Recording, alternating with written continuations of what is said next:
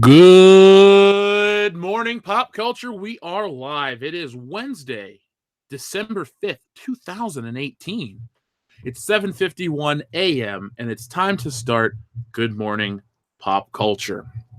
So last night we had the High Council, a very fun episode. It was just Ethan and I for the most part with a special appearance by Cecil at the end, but no less than spectacular. It was a great time. Ethan and I got to talk about some deep cuts in terms of Star Wars, in terms of Marvel, in terms of Captain Marvel, the trailer, where we think it's going to go. So if you have any questions or comments about last night's show, let me know today. We're going to be covering something interesting. Disney, too big to fail. So I'm quite interested to see what they have to say. Excuse me. I'm quite interested to tell you what the article says. Plus, we got a whole lot more to talk about. Today's an anniversary, a very special day. So while we wait, yesterday a super chat rolled in at literally the end of the show. So from Degas Rune, thank you very much. I hope you're listening this morning. He says, I'm way late. I'm listening to the replay, but for those wanting a Star Wars Marvel crossover, they've done it. The Last Jedi. Jake Skywalker was a Skrull in disguise.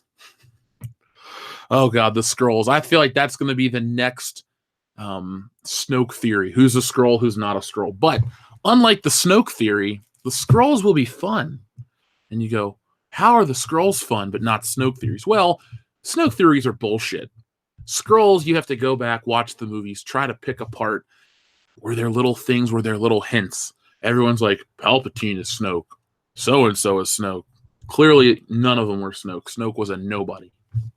So, Degazrune, thank you very much. I just wanted to make sure that I got to read that because, like you said, you were way late to the party, and I always feel bad when somebody sends in a super chat right as the show ends. So we are kicking ass. We are almost to 130 viewers. Let's get 130 thumbs up before we even start this show. Let's break some records this morning, folks. But I am well fed, well read, and I'm ready to entertain. I'm pumped up beyond belief because I care about Marvel. I care about the state of entertainment, and I want it to be better than it is. It can be great. We've had eras fairly recently where entertainment was awesome. Go back to, 2012, one of the best years in movies in terms of my life for theater-going experiences. You had a Bond movie, you had Avengers, you had all kinds of other films, Cabin in the Woods. There were just a lot of fun movies. Now, there's just not a lot of good stuff out there. Maybe that's because, I'm busy, or the fact that movies have followed a formula that just is not very consumer-friendly. Gotta love that coffee. So, like I said, today, folks, is a very special day. It's an anniversary day, and we're going to save that for the end of the show. We're going to close out talking about one of my favorite movies of all time. It's weird. When I watch it, I want to call it my favorite movie, but Back to the Future, Star Wars, and even Die Hard rank above it. But part of it's the movie, part of it's the actor, part of it is the music. A big part of it's the music. So I started my day listening to the music from this movie. And most of you already know what it is, so it's not really a surprise. But for those who don't, I'll tell you at the end. It'll give you a reason to keep you hooked through the entire show. But also, I'd like to give you a Spider-Man update. I was going to live stream Spider-Man for, an hour right before the High Council to whet your appetites for more of us. But I ended up playing by myself. And my God, it was one of the coolest video game moments I've ever experienced. When Spider-Man goes to, I guess, the Raft or Rikers Island, whatever it is, and you fight inmates, and then you fight the Sinister Six, and they kick your ass. Normally in a video game, you want to win, you want to come out on top, but I got my shit pushed in by Doc Ock, Scorpion, Rhino, Electro, and I had a fantastic time. And it was one of the best gaming experiences I've ever had. Then the city's in peril. I have to fight and do all this shit. Folks, seriously, do yourselves a favor. If you don't own a copy of Spider-Man, I'm giving it my seal of approval. Yeah, certain Mary Jane elements suck, but other moments are so great they almost negate how dumb the Mary Jane elements are. So if you are one of those people who want to avoid proto-feminist Mary Jane, you're going to basically cut yourself out of one of the best Spider-Man experiences ever. Games, movies, TV, comics. This is a great Spider-Man story for the ages, and I'm really happy I finally got a copy. I won't say 10 out of 10. 10 out of 10 gets reserved for games that are life-changing. But in terms of superhero games, this is life-changing. I like this more than I like some of the Arkham games, and those Arkham games are damn near flawless. Chano Cyber9 Avila, thank you very much for your super chat and welcome back. Captain Lantern, she's a hero. Resetting the MCU back to zero. I saw, maybe it was you that posted that on Twitter. The Captain Marvel is essentially the Green Lantern film.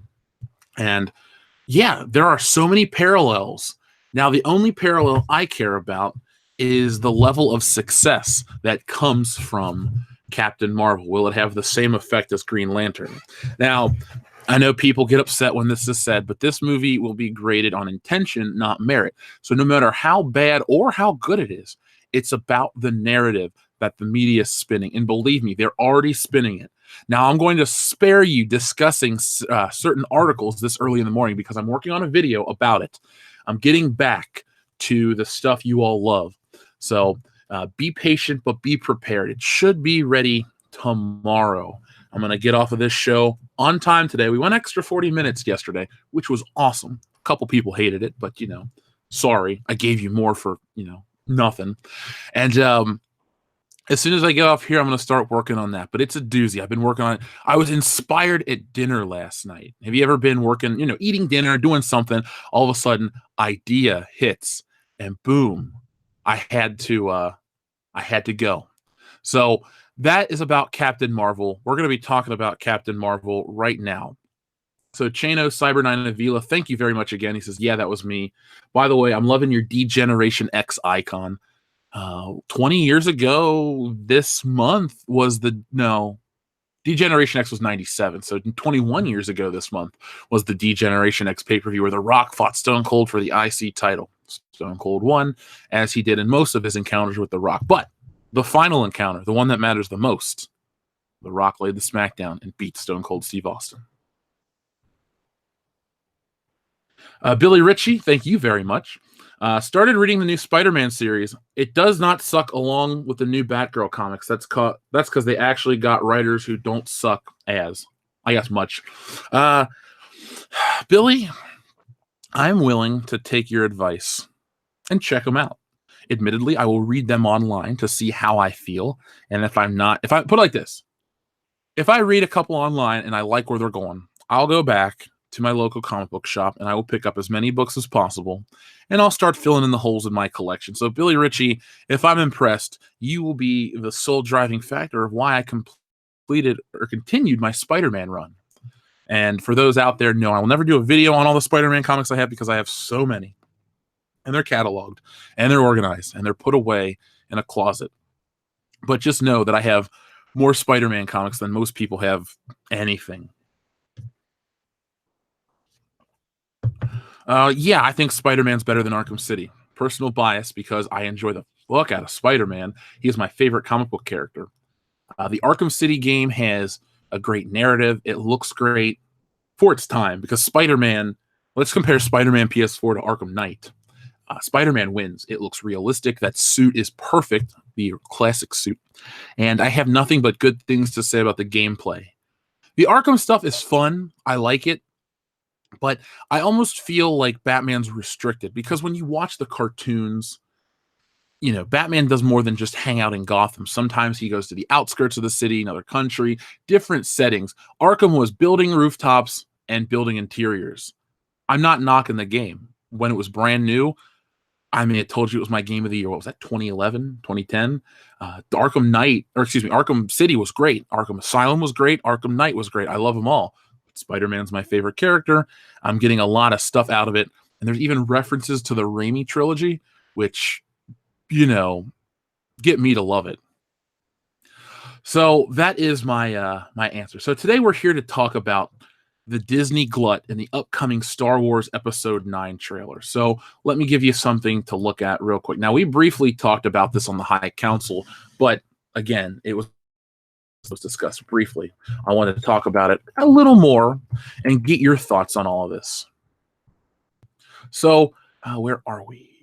There we are. And let's take a look look at the screen. So Disney rumored to release trailers for Star Wars 9 and Frozen 2 this month. The first trailers for Star Wars Episode 9 and Frozen 2 are both rumored to arrive later this month. Disney is in the midst of releasing a flurry of trailers for their 2019 slate. Captain Marvel's second trailer just arrived, and it now appears that the Avengers 4 trailer may arrive before the end of the week. So this information comes from Collider's editor-in-chief, Steven Weintraub, he revealed on Twitter that the first footage from both Frozen 2 and Star Wars Episode 9 will arrive sometime this month. The actual dates of the trailer reveals aren't yet known, but Weintraub would be shocked if they hadn't arrived by December 25th at the latest. And he put out a tweet that essentially said the same thing. Disney has one more release this year. Mary Poppins Returns on December 19th. The family-friendly nature could make it an ideal film for Disney to attach a Frozen 2 trailer to. After all, the brilliant post-credit scene from Wreck-It Ralph Breaks the Internet teases audience with the allure of the first footage from the animated sequel. So it will make sense if Disney would deliver the teaser sooner than later. Now, I don't give a shit about Frozen. I haven't seen the first one. If you say, Jeff, do you like the movie Frozen? I'll say the one with Adam Green. Yes, enjoy Adam Green's Frozen. Disney's Frozen, no thank you. But the report talks about Star Wars Episode 9 and is expected to continue filming into February. This means that the trailer for the final film in the Skywalker saga would arrive before production had wrapped and complete year before the movie even hits theaters. Under Disney, their standard practice has been to release the first trailer for an upcoming Star Wars movie in April of its release year, sometimes coinciding with Star Wars Celebration. Star Wars The Force Awakens is the biggest exception to that. First trailer arrived over a year before the movie would hit theaters, but that movie had to restart the entire franchise. Funny how the narrative changes about Star Wars. It's a reboot, it's a remake, it's this, it's that. It's not, it's a continuation. We respect Star Wars that came before it. And then it all fell apart. So if you thought this information wasn't enough, there's more. Spider-Man Far From Home trailer reportedly coming this week. The first trailer for Spider-Man Far From Home is reported to premiere later this week after the banner 2018 that saw the franchise soar past $17 billion. At the global box office, 2019 is shaping up to be an even bigger year for the Marvel Cinematic Universe. All three of their films on deck, Captain Marvel, Avengers 4, and Far From Home, are highly anticipated for their own set of reasons, and fans are growing impatient. And any looks they can be given, or any looks they can have hands-on. While there's still no official word on the Avengers 4 trailer, viewers were recently treated to a new look at Captain Marvel. Oh, great. So, Daniel RPK, who the hell that is, says trailer for Spider-Man Far From Home is coming this week. Now, I bring this up not to talk solely about Marvel all week, Marvel, but it's too much at once. It's the great Disney glut, as I'm coining the phrase, because you can only be so excited for so many things. For example, personal example, PlayStation sale for Black Friday, 80-90% off of these games. So I go crazy. Oh my God, I can't believe I can get Need for Speed for $3. I can't believe I can get Rainbow Six for $17, down from $60. You get these great deals, but then you don't play them. So I bought these games super, super cheap, but then I got one game, Spider-Man. Hell, even Red Dead Redemption I've bought recently. But when it comes to Spider-Man, it kind of supersedes all that stuff. I believe that you only have so much time with, you only have so much time in general, 24 hours a day. You have work, you have other responsibilities. When you have too many opportunities in front of you, too many options, you may not choose anything at all. You may get bombarded with all this stuff, and people would say, well, it's just a movie trailer. It is. But movie trailers dictate how excited you are, what you think about. If you're focused solely on Captain Marvel and then Avengers come out, Captain Marvel is cold product. Nobody cares about it anymore. Or Spider-Man comes out. Because Spider-Man has a built-in fan base of over 50 years. We're talking about 56 years at this point. He's a household name. Everybody knows Spider-Man. My grandma knows Spider-Man, and my cousin's child knows Spider-Man, and that kid's 10 years old. So, I mean, Spider-Man is a cross-generational thing that would garner more interest than Captain Marvel. So, all of these Disney properties to come out at once, not at the box office, but right now during the holiday season. First off, it's Christmas time. Everybody's got stuff to do. Even if you don't celebrate Christmas, your end of year stuff is dictated now because the year's over. You may be getting ready for the end of the fiscal year could end whenever, who knows? But you got your end of the year Christmas party or New Year's party, this, that, and the other. People travel. people are not available the last 2 weeks of December, and that's fine. Also, these people aren't going to be available to watch your trailers. Numbers are going to be down. It could color the fan perception and create a narrative that there is very little interest. Now, I won't say that's the case. Frozen made $1 bajillion at the box office, $1 quadrillion in merchandise and marketing stuff. So people do like Frozen. The record sold a bunch of copies. Not for me, but it's for kids, and kids like that dumb shit. Now, I have a hard time to believe that people don't want to watch this movie. Same with Wreck-It Ralph 2. Well, I have no interest in it. It's the #1 movie in America. It could be the #1 movie in the world. I don't know if it's fully released yet. And it's making bank, but it's not on my radar. The hype won't be at an all-time high if kids are focused on Frozen or Spider-Man, because that cross-generational thing still works. And girls like Spider-Man, boys like Spider-Man, boys like Frozen. Good for them.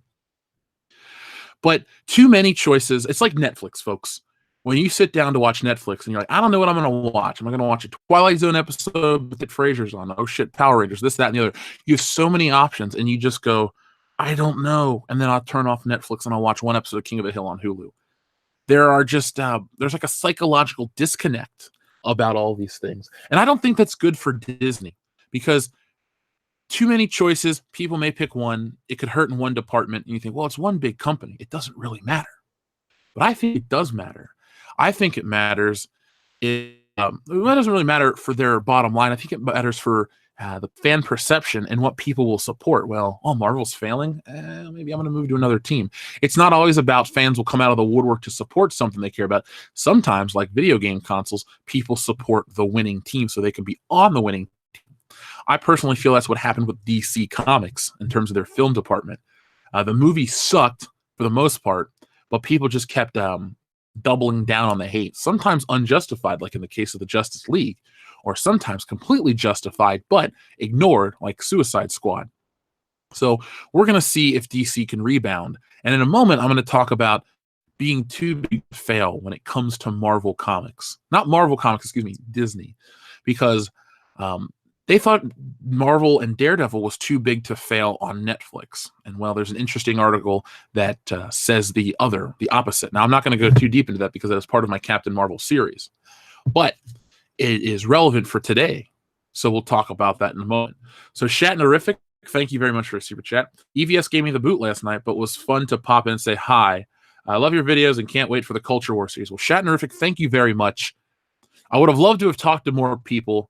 It just, kind of came out of nowhere, and I had to get to bed as soon as the show ended because, I have this show in the morning, and I love doing Good Morning Pop Culture. I think everyone would be upset if I just randomly didn't show up. So, Shatter, thank you very much for your compliment. I'm sure we'll talk in the future. We'll try to get together, everybody, at Star Wars Celebration in Chicago. Let's make that all happen, folks. Come on up, hang out with us. Where are we at? Chano Cyber 9 Avila, thank you very much. Let it flop, let it flop. No one cares anymore. Let it suck, let it drop. The fans say it's a bore. I don't effing care what they're trying to sell.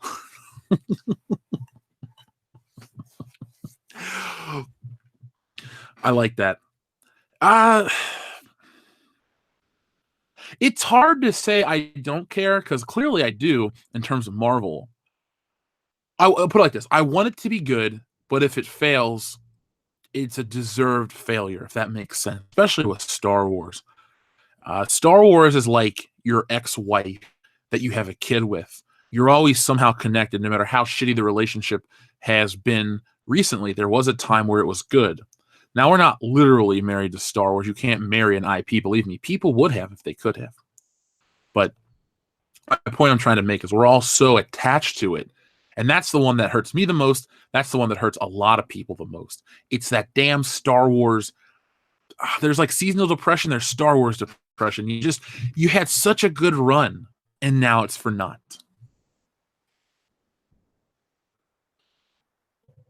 Let's see. Stan Lee is dead. Marvel is over. Dude, Marvel's been over for well before Stan Lee passed away.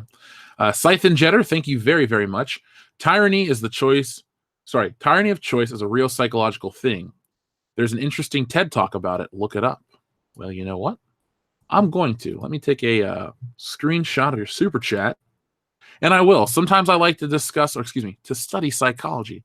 I had a couple classes in college. I'm over it, but it was something that was a part of my life. So let's talk about this Disney glut continuously, for a few moments at least. So we have the Star Wars trailer. We have the possibility of a Frozen trailer, the possibility of a Spider-Man trailer. Now, I want to be pumped. I am interested to see where the Spider-Man trailer goes.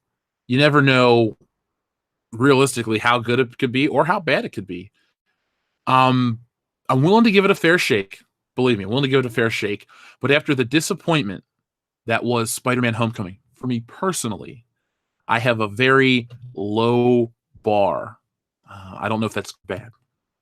But back to the Marvel front, especially with TV. Marvel's Daredevil writer said they thought it was too big to fail.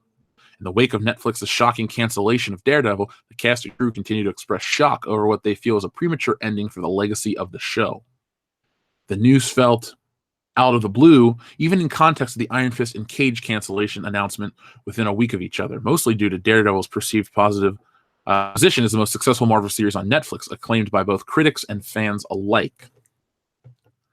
The cast and crew hadn't been shy about expressing their feelings towards the cancellation news, with writer commenting that she thought the series was too big to fail, considering how she'd already been hired for season 4 and the story had already been pitched to Netflix. Her perspective makes sense. In an interview with IO9, she described being speechless when the showrunner Eric Olson relayed the news that the show's premature end. He waited for everybody to gather back into the writer's room and he said, Netflix has decided not to move forward with season 4. And that's all I remember, I kind of missed the details because I was so surprised.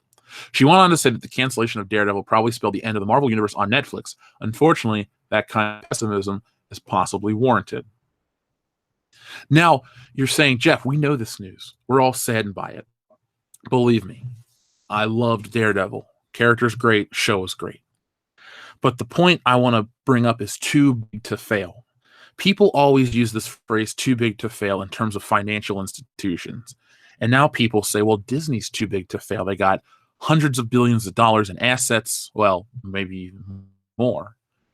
But they got so much money, so much power, they cannot possibly fail. They bought Fox, they bought this, they bought that.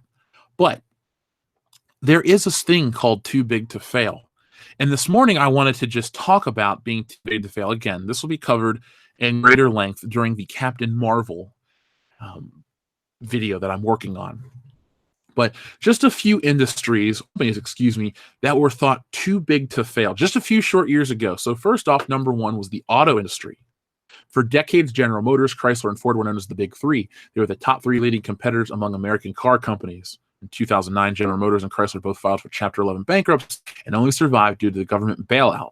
Managed to stay afloat on their own. 2 companies that everyone thought would outlive them, yet they were filing for bankruptcy. It happens. In fact, the auto industry in general seemed too big to fail initially. And then Warren Buffett has a comment, which I'm going to spare you. But here's another company that they thought was too big to fail, Enron. So everybody remembers Enron, the Enron scandal. But again, something like that took it down. Now, here's something we've all interacted with in our life, Kodak. Kodak had been around since the late 1800s. But over the years, they were removed from the Dow Jones, and in 2010, the company was removed from the Standard & Poor's 500 index, aka the S&P 500. And in 2012, they received a warning from the New York Stock Exchange that their stock price fell below $1 if it fell for 30 days, and that must increase the company's sale in NYC. Anyway, they filed for bankruptcy in 2012. They're attempting to make a comeback, but everybody knows a Kodak moment, Kodak cameras, Kodak film, and well, Kodak basically failed. It no longer is the gold standard for film, the gold standard for, cameras. With cell phones and stuff like that, I understand advancing technologies, but still, everybody thought at one point in time it was too big to fail. Then there's Lehman Brothers, another company that went bankrupt during the Great Recession. They were valued at almost $700 billion. That's a B. Billion dollars, $700 billion. They fell hard and they surprised everybody. So while everyone wants to say Disney is too big to fail, there is always the counter argument. There's always these companies, there's always other companies out there that have failed miserably. It's not about taking pride in, oh, I told you so with Disney or this and that, but it's being realistic to the fact that, like Kevin Garnett says, anything is possible. So let's take that into account every time Disney makes another move to take over the world. You see, there are other competitors out there. There's always a Warner Brothers. There's always a Universal. There's always a changing tide. There's always going to be the next big thing in entertainment. And Disney seems to be buying up the past because they think they can control the future. But that's not necessarily the case. With Disney owning all of our favorite properties and turning them into something that we don't love or even like at this point, all they do is shut themselves off from future revenue that could be possibly gained. As a man who has loved Star Wars since I was, 6 years old, so I'm 30 now. So for 24 years of my life, Star Wars has been a big part of it. There are other people out there like Rugis, who's been there since the beginning. Joel, who's been there since the beginning. People in my life that I know that cared about this franchise, that have watched it die. Now, in the case of a guy like me or American Trent or something like that, people who are very dissatisfied with Star Wars, not only do they cut themselves off from positive word of mouth, not only do they cut themselves off from potential ticket sales, but really where it hits them is the marketing and the merchandising, because that is where they make a ton of their money. And we know that Star Wars is next on this list of things that were thought too big to fail. And it was all because of Kathleen Kennedy being an inept president. It's not that people don't buy toys. It's not that people don't buy games. It's not that people don't buy merchandise. People don't buy bad merchandise, and they don't buy Star Wars merchandise because it represents something bad on screen. Midnight TV, thank you very much. It has to fail. It has to. They aren't giving up, so we can't either. That's another possible outcome. People are fed up with the negative attention they receive.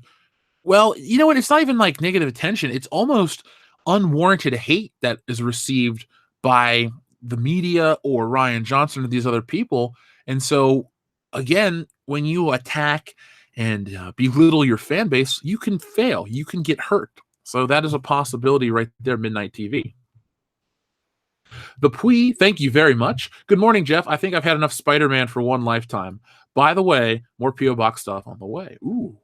Well, I'm going to be looking for that. I'm going to go to the P.O. Box on Friday, folks. And if there's enough stuff, I'll do another video.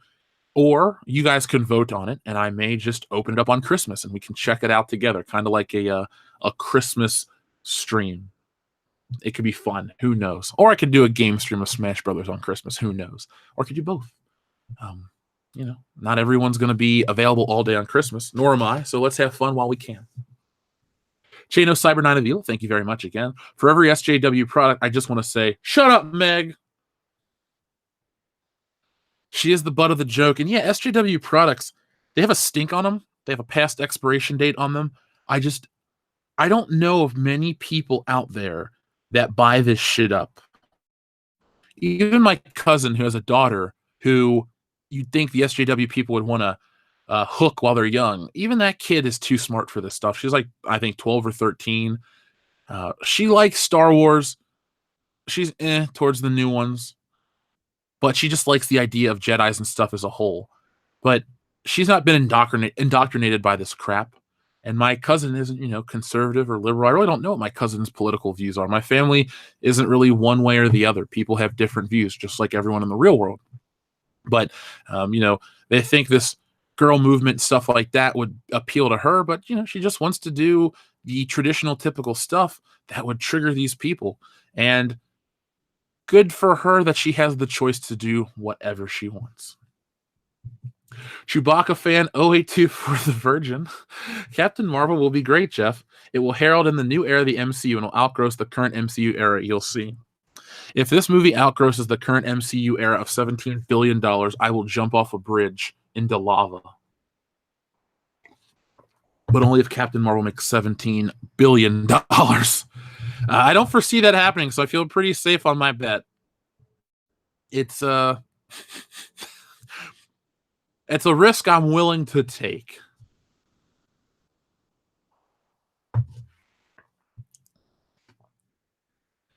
So people in the chat are saying they think the Disney Star Wars theme park will be the downfall. See, I would like that to be so I could be the evil, haha, terrible, cynical guy that everyone says I am and laugh. Like, see, it did fail. It did fail. What I honestly think will happen is that the Disney parks will see a spike in attendance in the beginning, and then it'll level out just like it would normally do. I honestly don't think that beyond the first, I don't know, year or so, that Star Wars is going to bring in so many people around the world.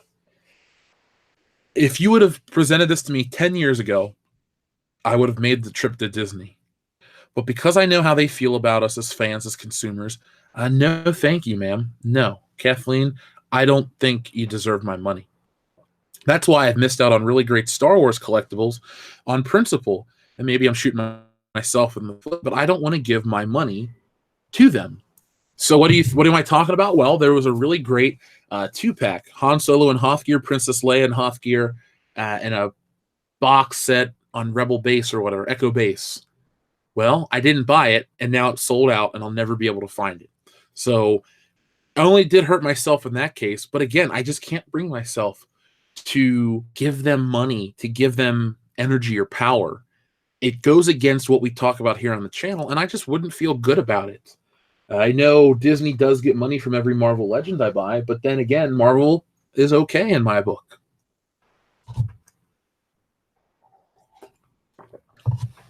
Yeah, Jeremy from Geeks and Gamers will keep it in business. Yeah, he is such a diehard Disney fan, but nobody's perfect. We can't hold it against him. If it makes him happy, though, good. I have my beliefs about entertainment. I live them.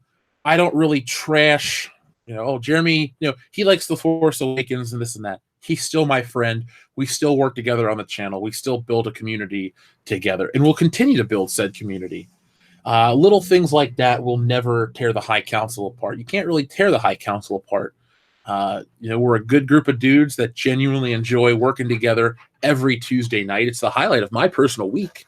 There are weeks where I've had more fun on the High Council than I've had my own podcast. And yeah, I just said that. I mean, I'm not getting rid of my best friends in real life, but it's nice to be able to sit back and just talk to the fans on the High Council. When it comes to the podcast, I'm on it, I host it, I edit it, I upload it, I do all kinds of stuff. So, it's a nice change of pace. So this whole too big to fail thing, I think we're coming to the end of that topic. I just wanted to bring to your attention this great Disney glut. I can't see them actually pumping out all this shit and being successful in terms of these trailer views. Yeah, it's only 3 minutes, man, but sometimes you only have a 3-minute window. Sometimes you only have a couple of moments to check something out. So is that enough? We'll find out. We'll see how these trailers do. We'll see how the numbers are. Right now, the Captain Marvel trailer, I guess, is doing fine.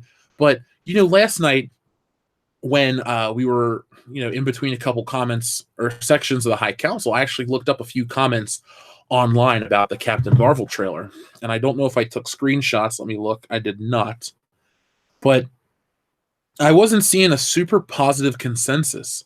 Now, these weren't a bunch of people talk about sexism and this and that and SJW politics. These were older white dudes that the SJW seemed to hate, saying, the trailer looked a little too by the numbers. I'm not that interested, this, that, and the other. They were very, very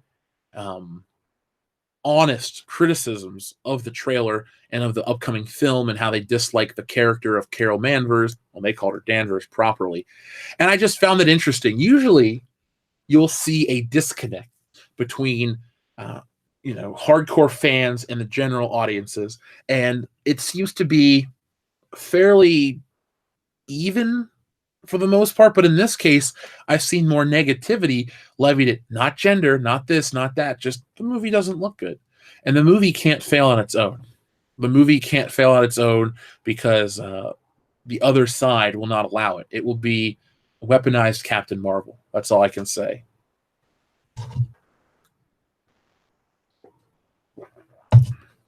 If Olaf from Frozen lightsaber duels, maybe I'll go see that movie. I'll give that movie a shot. So, folks, we already have 441 viewers. Can we get 441 thumbs up, please? Thank you very much. Help the channel grow. Good Morning Pop Culture has reached a new level of success, and I like that. It's fun. You know, one day I want us to have 5,000 people watching each morning, then 10, then all whatever subscriber count is. From all over the world, people line up to listen to the greatest morning show.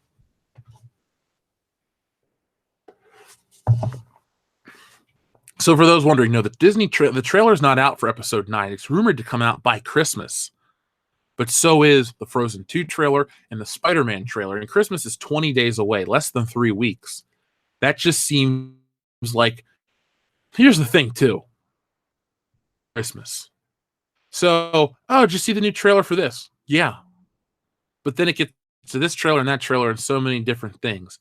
Just leave the Avengers alone. Let them ride the year out. Let Frozen come out with Mary Poppins, and then let Star Wars come out at Star Wars Celebration. I think it would be a lot better for them to just kind of keep quiet about Star Wars for a little bit. But that could just be me.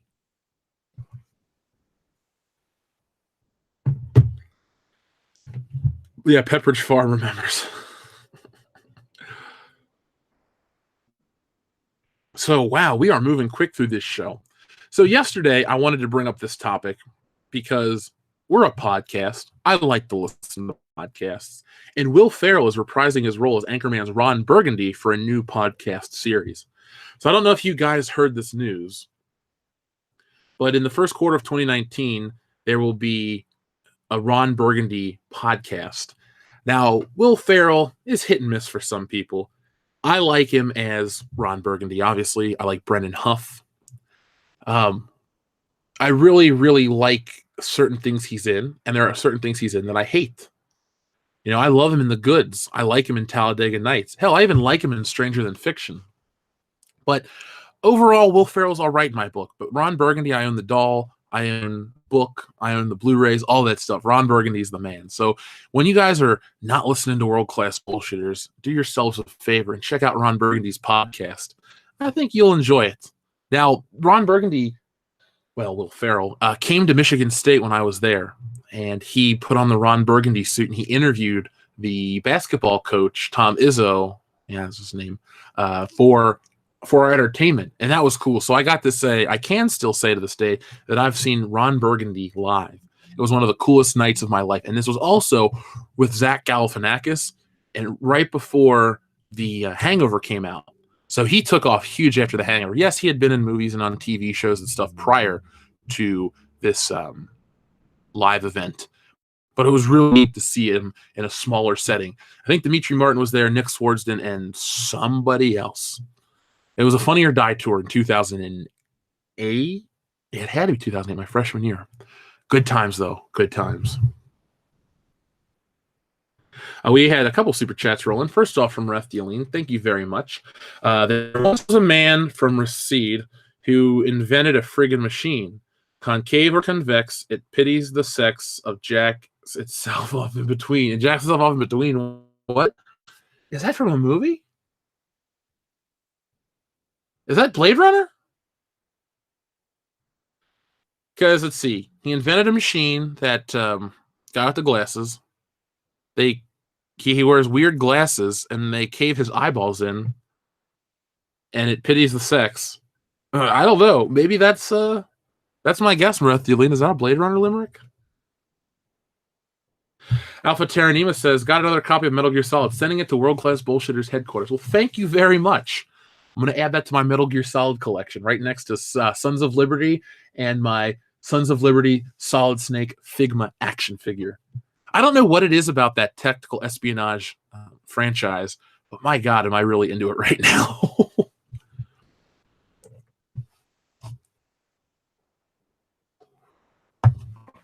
Will Ferrell's a carpetbagger. Damn. Those are some harsh words about Will Ferrell. I thought he was our friend. Will Ferrell is nobody's friend. If Will Ferrell was an ice cream flavor, he'd be pralines and dick. Sometimes I do it just to entertain myself. Yeah, you got to. It's just me in an office right now, so there are certain things I need to do. So the Marvel thing is fine. The Star Wars thing is not fine. Ooh, Amber Heard's on TV. Yeah, Aquaman will be out close to Christmas. I'll check it out. Maybe for Amber Heard. Jason Momoa is cool in my book, though. But speaking of an actress who's not necessarily cool in anyone's book post 1984, would be Karen Allen. And if you don't know who Karen Allen is, she was Marion Ravenwood in Indiana Jones. And Indiana Jones is one of my favorite franchises of all time. There's just one. Up there with Star Wars. Hell, as a kid, it did surpass Star Wars for quite some time. Fourth one's garbage. But Karen Allen is hoping to return as Marion in Indiana Jones 5. Now, personally, I don't want Indiana Jones 5, and I don't want Marion. Indiana Jones 4 was a mistake. Making Karen Allen the love of Indy's life was a mistake. Dr. Elsa Schneider, yes, she died. Willie Scott, she was interesting too. I think Spielberg and Lucas are just so in love with Raiders of the Lost Ark that they negated the other two, and I do mean Last Crusade as well, when making part 4, and that wasn't good in my opinion. I was beyond let down. Before there was a Force Awakens to be emotionally gutted over, there was Indiana Jones and the Kingdom of the Crystal Skull, and I didn't have an online outlet to discuss my displeasure. And the only reason I own the film is because the Blu-ray set includes it. If there was a Indiana Jones Blu-ray trilogy with all the special features, but no Kingdom of the Crystal Skull, well then damn it, I would have owned it. But there wasn't, and so I'm stuck with it. And speaking of Blu-ray sets, folks, I don't normally talk about sales on Amazon, but if you're a Back to the Future fanatic like I am, they have the new Back to the not new, but the Back to the Future Blu-ray set that comes with the movies, the digital copies, the book, and the cartoon. Normally $80 on sale for $20. So if you guys are looking for a last-minute gift for yourself for St. Nick, or you just love Back to the Future like me, well then damn it, go get yourselves a copy. There's no excuse. The cartoon's fun. The movies are great. And that way, if you have Indiana Jones and Back to the Future, you can join us for our all-day commentaries, which will be coming at you pretty soon. Not this weekend. Definitely not next weekend because I won't be available. But probably early January, right after the holiday glut. You know, everyone's spent their money. They've eaten all their food. They're just kind of Well, come hang out with us. We'll watch some good movies. We'll give you some good commentaries, and we'll have some good fun. So let's see. We had some more super chats rolling. First off, Cesare Japan, thank you very much. I have to wonder what aspects of Miss Marvel / Captain Marvel they will gloss over. The rape story, Rogue stealing her powers, the Alki era, Binary. I'd laugh if they called her Binary.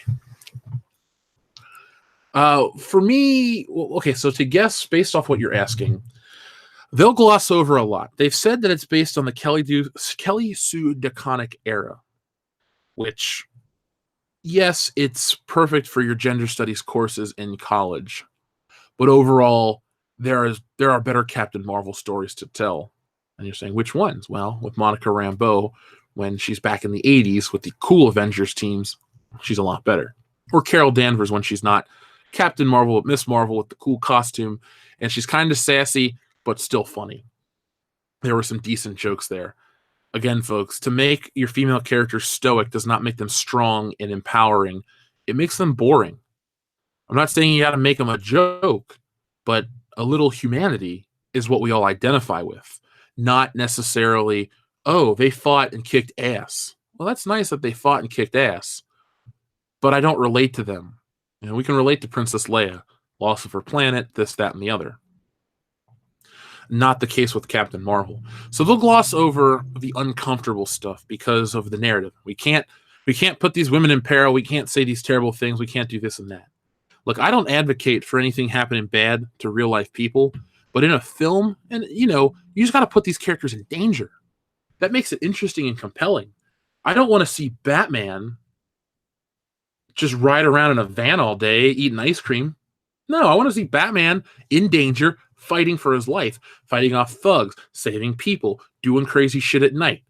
There's a reason why the Batman stories really don't focus on Bruce Wayne's day-to-day interactions as much as they focus on the internal struggle of being Batman and what the city needs and stuff like that. Zach Lape, I think son of channel dad Brian Lape, thank you very much. Disney is kind of like throwing a catfish into a koi pond. They can survive for a while on koi, but eventually run out. That's a good point to make. I like that one. Yeah, you can only eat up Hollywood or eat up the entertainment industry for so long, because through the acquisition of Lucasfilm by Disney, LucasArts died. So that destroyed that industry. And the LucasArts games always have their own identity, be them the older stuff like Day of the Tentacle or the Indiana Jones and the Fate of Atlantis game, or even more modern stuff like Rogue Squadron or Force Unleashed. Force Unleashed. But now, again, Star Wars has just become a homogenized mess, just nothing. So, yeah, Disney eating up everything is stupid and dangerous and eventually will fail them. Much like, well, they own most of Hulu now. So they're going to try to put Netflix out of business, but Netflix is also a big company. There's going to be a streaming service war coming up. Everybody wants your money. Obviously, that's the point of a business. I understand and I respect that. And as long as it's within reason, how you do it, could be fine. But as a consumer, the streaming services are just going to become too cost prohibitive. I'm not going to drop $60 a month to stream everything. And then eventually licenses will get rescinded. Well, except Friends. Did you guys hear about that yesterday? Where it was rumored that Friends was going to leave Netflix in 2019 and the internet freaked the hell out. So Netflix dropped $100 million to keep Friends on their service for another year. I mean, Friends is on cable every 5 minutes. I mean, an episode of Friends just ended right now. But if people like it that much and people watch it that much from a business standpoint, it's worth to spend the money. I'll buy stuff for this channel because, it'll be worth it for the channel growth. Netflix will drop $100 million because it'll keep people watching Netflix. But when do we get to the bidding war for Friends? For example, let's say NBC only wants it on one streaming service. Well, okay, remember the NBA or the NFL 2K series? Remember the NFL 2K series back in the day? There's NFL 2000, 2K1, and 2K2 on the Sega Dreamcast. And maybe it was also on PS2 towards the end. There used to be multiple NFL franchises. Then one year, Madden got a bug up its ass and bought the exclusive rights for the NFL. And so there's only one NFL game each year, Madden, for better or worse. Imagine if we get that with our streaming services. And what if Disney is trying to play the aggressive game, outbid Netflix constantly, and try to put Netflix out of business? Disney loses money, and maybe some people think, well, it's just shit I already own or I've already seen. It's not worth signing up for their services for. Depending on how aggressive they play with this stuff, it could be good or bad. I don't think Netflix will die anytime soon, but there will be a point where Netflix and Hulu and all these things are overtaken by something else. It's great that they stream to your phone. I love the convenience factor. I used Hulu this morning before the show. I watched an episode of King of the Hill. It was one where they steal Dale's lawnmower. But like we said earlier, with the auto industry, Enron, Lehman Brothers, anything's possible. Anything can fail. And as a fan of entertainment and as a consumer, I think we all will lose if that's the case. Oh, God, at least we have Jessica Jones. It's funny. Sometimes people are like, well, at least we have this. Well, yeah, we have the worst thing still. I do not like Jessica Jones at all. It's not because she's a woman. It's because it's a poorly produced show. And people would say, oh, it's not that bad. It's pretty damn bad. That's all I can say. It's honestly offensively bad at times. So I didn't know if the Avengers 4 trailer was going to drop today, so I have Good Morning America on. And they had a commercial for the Great American Bake Off. My mom loves that damn Great British Bake Off show, so it looks like she's going to be watching that. Oh. She likes Paul Hollywood. She thinks he's cool.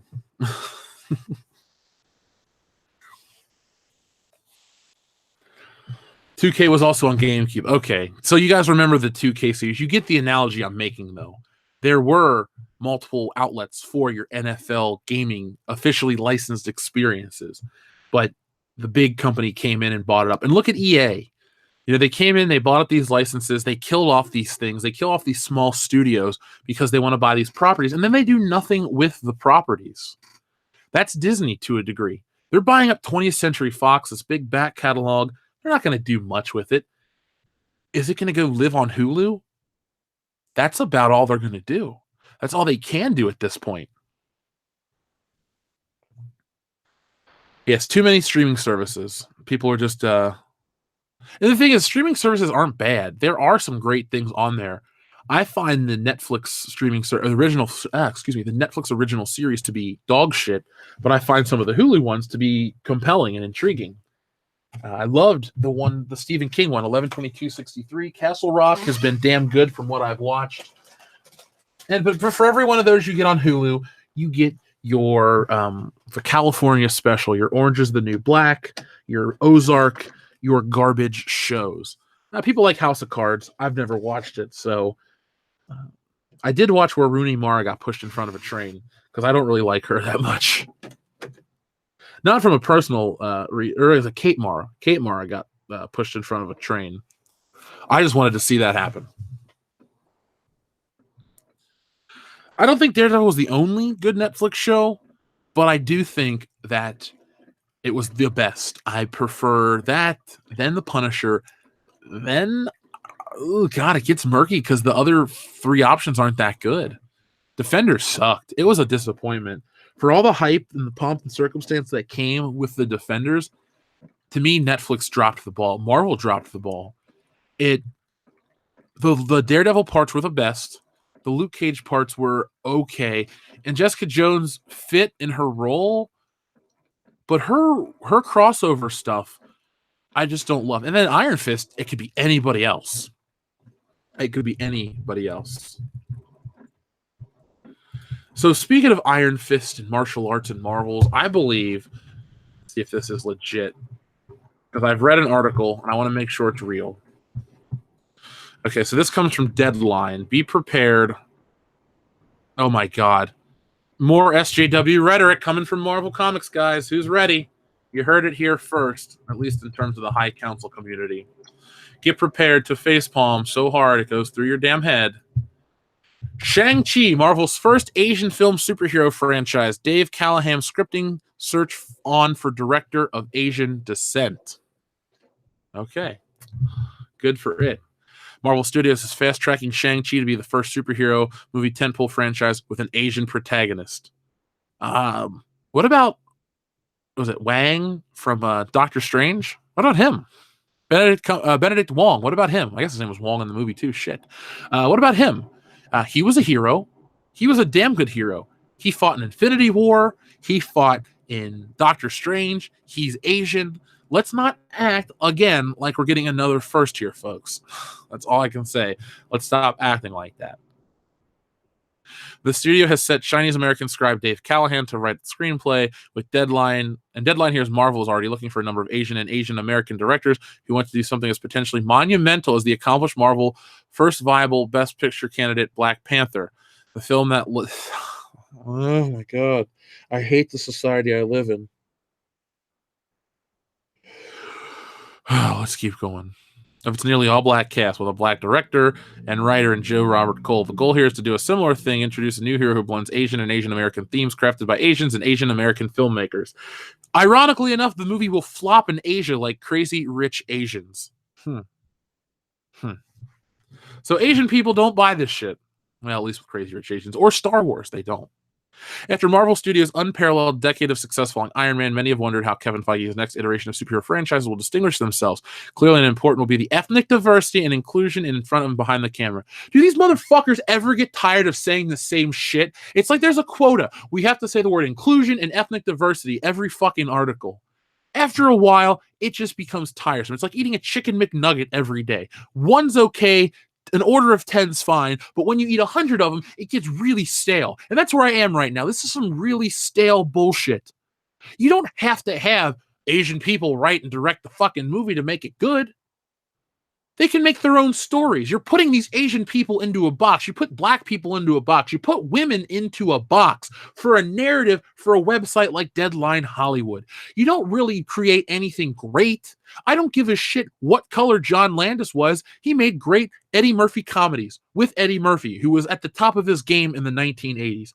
This is really disingenuous. People say, well, what about Police Story? What about all these great Jackie Chan movies? What about these John movies? Because they're fucking made in Asia, where everyone's Asian, and that's the culture. That's their thing. They make their own movies. It's a normal thing. We're going out of our way to separate and put these people into a category. Well, only Asian people can write Shang-Chi, or only Asian people can direct Shang-Chi. Who the fuck gives a damn about Shang-Chi as a character? I don't.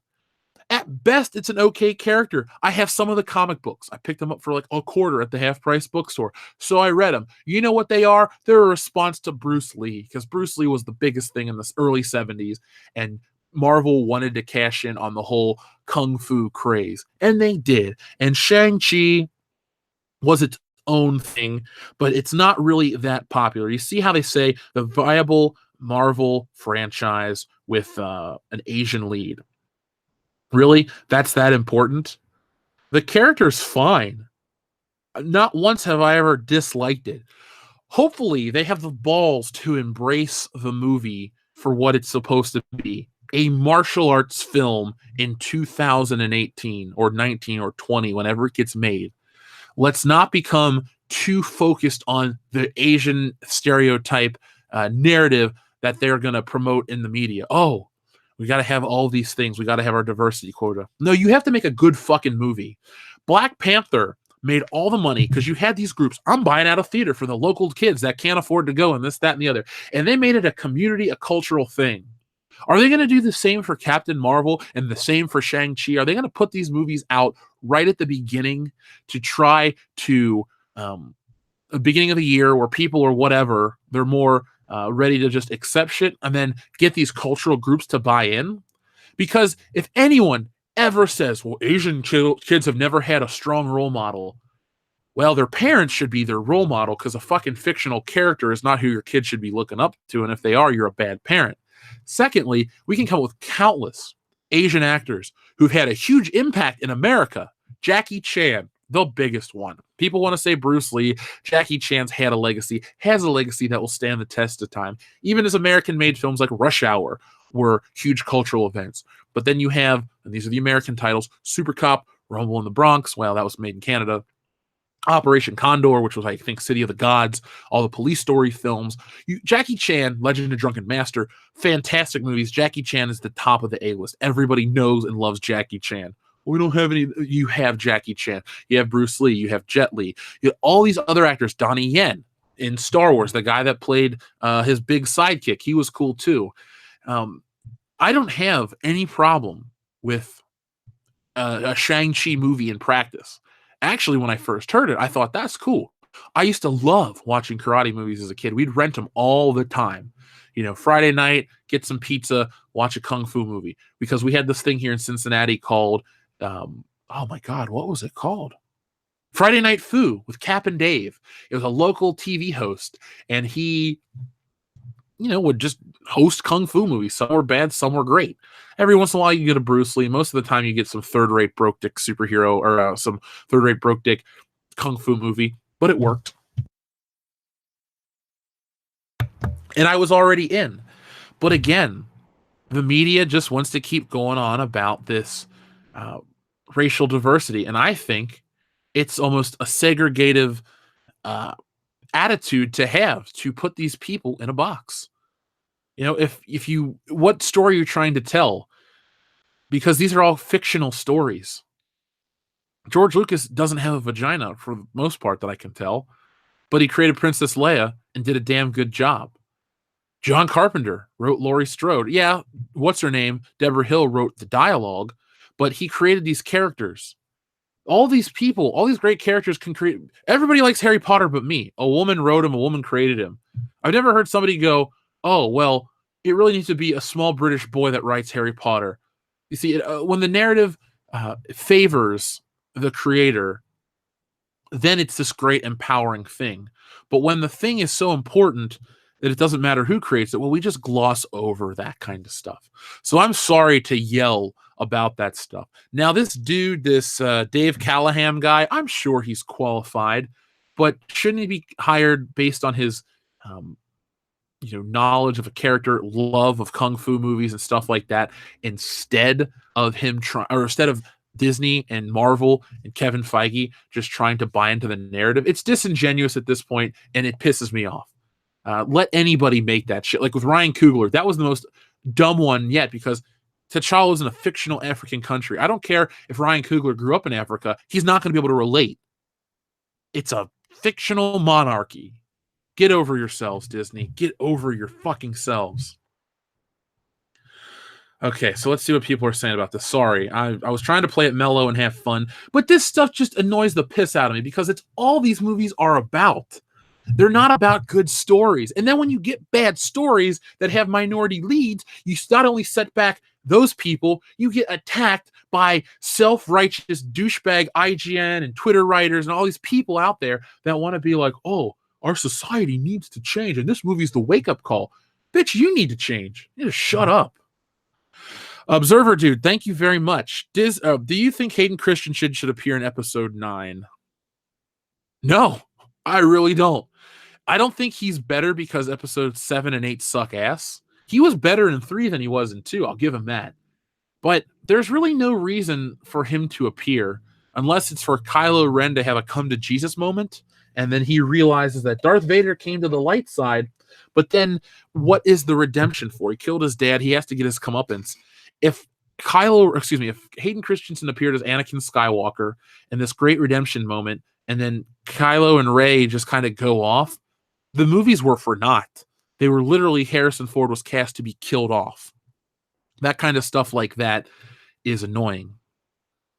Ref Dealing, thank you very much. This wrestler is nothing but great, but shares a name with someone you hate with a pimp coat and no shirt, and they say they got hurt. Top 10 is where he should rate. Okay. Pimp coat. Oh, okay, so this wrestler is nothing but great. Shares a name with someone you hate with pimp coat and no shirt. They said they got hurt. Top 10 is where he should rate. Who I hate. Wrestler with a name. Not Mr. Kennedy. Wrestler. Well, great. The great one is The Rock, but I know you wouldn't put The Rock because who does he share a name with? I hate Dwayne. I don't hate Dwayne Wade. Oh, he got hurt. Stone Cold Steve Austin? I don't know. He got hurt. Top 10 is where he should be. Undertaker? John Cena? I'm lost, man. Alpha Terra Diva, thank you very much. Gotta say meow at least 5 more times. Meow, meow, meow, meow, meow. I want chicken, I want liver. Reed Palancha, thank you very, very much. If you look at Asian cinema, they have awesome fight scenes. The Hollywood efforts are just not to the same level, except for those that actually got Asian stunts directors, e.g. The Matrix. Great to catch up with you today. Great to have you back, Reed Palancha. It's been a long time. But you can see I remember everybody. Yeah, the Asian fight choreography is always awesome, and it's always evolved. I believe Wire Fu came from there, or from that part of the world, well before we had it. The Matrix introduced a lot of stuff, but I think The Matrix was 99 and it introduced bullet time to American audiences, but I believe it was in the first Metal Gear Solid. Pretty sure it was. I could be wrong. I'm just going off of a memory here. But Asian cinema, much like a lot of parts of our culture, the Asian cinema and Asian whatever was ahead of us. It took us a while to accept anime and manga and have more adult-themed cartoons or adult-themed video games. And I don't mean just nudity. I'm talking like straight-up heavier themes. Japan was always ahead of the curve on that stuff. And the Chinese films like House of Flying Draggers, House of a Thousand Corpses, Crouching Tiger, Hidden Dragon, House of Fog and Sand. No, that's something else. House of Flying Daggers. That might be the movie. Not important. Those movies have some awesome fight choreography. When you get to the Americanized stuff, they do suck if they don't bring in the right cast. The right crew. That's what I'm hoping we get. I don't really want another Dragon, a Bruce Lee story. I want to see Enter the Dragon or something kick ass. This movie should be amazing. I'm already into Asian cinema. John Woo movies don't really fit, but I saw Hard Boiled. It was cool. I like those types of things. I like the style and the storytelling. There are certain universal elements that we can all relate to, and I'm into it. My problem is not a Asian lead, an Asian director, an Asian writer. The fact that that is what the movie exists on. Like, what happens when you get to okay, I'm trying to think of a good movie example from Marvel. What happens when you make an X-Men movie? Are you going to get a mutated person to write, and to direct the film? No, you're not, because it doesn't fit with your narrative, and they don't exist like that. Nobody's shooting eye-beams out of their eyeballs, thankfully. It just gets too much, and it becomes hollow. It becomes a useless gesture. I, for one, can't wait till the day where everyone can just be like, oh, it's directed by this person, written by this person. I mean, a good chunk of these paragraphs have to be about, oh, it's the diversity and this and that and the other. I tire of it. I know you do too. Ricardo Guerra, thank you very much. The director of the Raid movies would be great for Shang-Chi, but he's white, so Marvel's not looking at him. Dude, the Raid Redemption, that's the one in the, was it Gareth Edwards? The one that's in the apartment, the crack apartment or whatever, that movie kicked so much ass. Dion and I watched that one year. He had seen it. It was my first viewing of it. Man, I was blown away. But yeah, because he's white, you can't do it. Talk about racism, talk about marginalizing a person because of the color of their skin. Thanks, Marvel. Thanks, Disney. That is the kind of stuff. James Wan, I believe. What is James Wan? Let's see. Let me look up James Wan real quick, because James Wan directed Aquaman. Let's see. James Wan. Yes, obviously he's Asian. But James Wan directed Aquaman. He comes from Malaysia. Not once do I recall, now this is just my recollection, do I recall DC saying, oh, it's the first superhero film directed by an Asian. I could be wrong. Point me in the right direction. I'll retract my statement. But as of these current memories, I am not hearing that from the DC camp. I'm hearing about Jason Momoa and Aquaman and all of these things about the story. I see Amber Heard out promoting it. I see pictures of Jason Momoa, pictures saying how fun Jason Momoa is, all these things like that. But for some reason, all of the narrative at the Marvel camp is about the gender and the race of the producer, of the creator. It's disingenuous, it's hollow, and that's actually racist. It's garbage that they do those types of things. Hastings is good. Hey, Joel, what's up? Jeff, you are the drunken master. Thank you. I like to think that I am. Just don't test me, bro. Your kung fu is weak. Cesare Japan says Super Cops from a series called Police Story. Yeah, I know that. I've only seen the first American Super Cop, as well as like Jackie. I guess was it Armor of the Gods, Operation Condor, or Operation Condor is Armor of the Gods 2. I've seen these movies within reason. You're renting them in the 90s, where most of them had shitty dubs. We didn't do subtitled films as a kid. Jason Culture, thank you very much. Did you see Tessa Thompson's recent comments? I don't even know who Tessa Thompson is. Let me see who she is. Okay, so Tessa Thompson is Valkyrie. Tessa Thompson reminds white actors how they can use their privilege to help others. Motherfucker. You know what? This woman doesn't even get my time. Fuck you, Tessa Thompson. Oh, you're just an angry white man. I'm as black as you are. Shut the fuck up. Swinging Cod says, if they have to, Park Chan-wook, Old Boy. I saw the original Old Boy in college. But, dude, that was probably close to 10 years ago. So I am just... There's a fight scene with a hammer, right? That's the best memory I have about whatchamacallit, Old Boy. A Master Bo-Rai Cho, the Phantom Menace. Is that the guy that pukes everywhere in Mortal Kombat? Blame It on Heat, the best movie of the 90s. Heat was a damn fine film.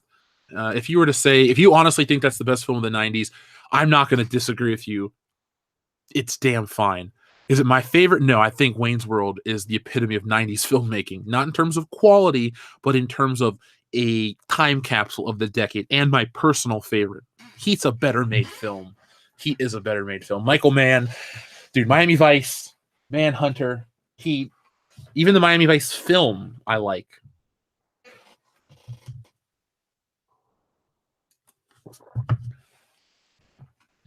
Ong Bak guy was okay. So, question: how bad is the trailer for Captain Marvel or Episode 9? Because we talked about the Great Disney Glut earlier. It's rumored that the trailer is going to drop this month, on top of other stuff.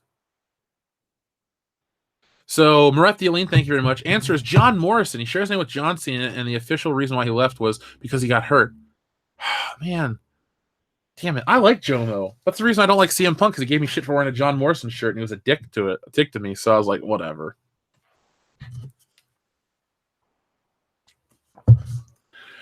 Jeff, best diverse film of the 90s? The Craft. Fairuza Balk, Nev Campbell, and some other chick. Was that the black girl from Half Baked? I don't remember. But I do like the movie Half Baked quite a bit. That's a fun movie. There you go. That's a diverse cast. You got a black guy, 2 white guys, and I think his friend was Mexican. So there you go. Half Baked. Most diverse film of the 90s that I still like. Goodfellas is a fantastic 90s flick. I might like Goodfellas more than I like Heat, honestly. See, I like to have those discussions. Yeah, we talk about the geek culture stuff. We talk about the fun stuff that we love, the Star Wars, the Indiana Jones, this, that, and the other. But there are certain movies that have certain levels of quality that you can't really deny them as great. And I believe Goodfellas is up there. Goodfellas and Casino are my 2 favorite mobster flicks. Haven't seen The Godfather. Could change, may not change. I know a lot of people out there that enjoy Goodfellas over The Godfather. I'll just have to see them both, because I'm not going to watch the 3rd Godfather and make my own mind up. The final shootout in the Miami Vice movie is the only good part. Are you talking about where what's her name is hooked up to the bomb? Because I only saw the movie once on what is that streaming service? Crackle. It was on Crackle for free, and I gave it a shot. And I liked it. Miami Vice is my favorite TV show. That and the Twilight Zone. I got Miami Vice on Blu-ray. I don't own the Twilight Zone, but I got a Crockett and Tubbs vinyl action figure set. I got the Blu-rays. I have 4 copies of the first Miami Vice soundtrack on record, and 1 copy of Miami Vice, the soundtrack Volume 2. I have a Crockett action figure. I need to get Tubbs. Miami Vice is one of those things. If you put it on a piece of merchandise today, much like Beverly Hills Cop, I will buy it. Much like James Bond, I will buy it. If a company out there wanted to make some serious bank off of me, all you got to do is say, hey, here's some Miami Vice shit. I'm going to take it. You want me to make a Miami Vice video?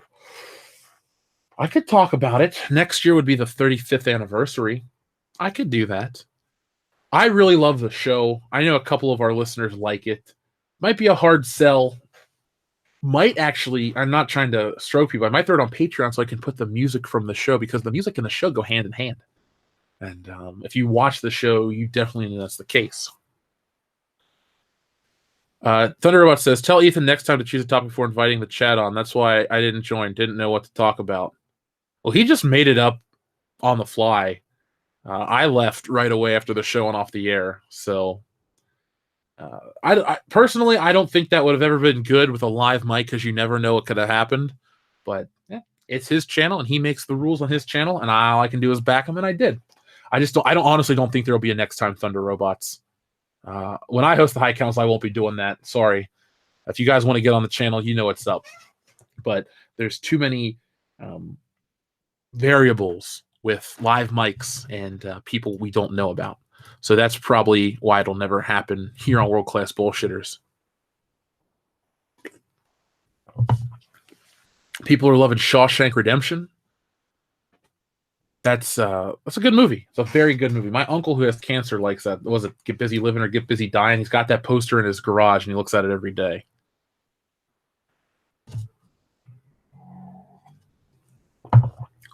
Welcome, Jaron Ricewig and Matt G. Thank you very much.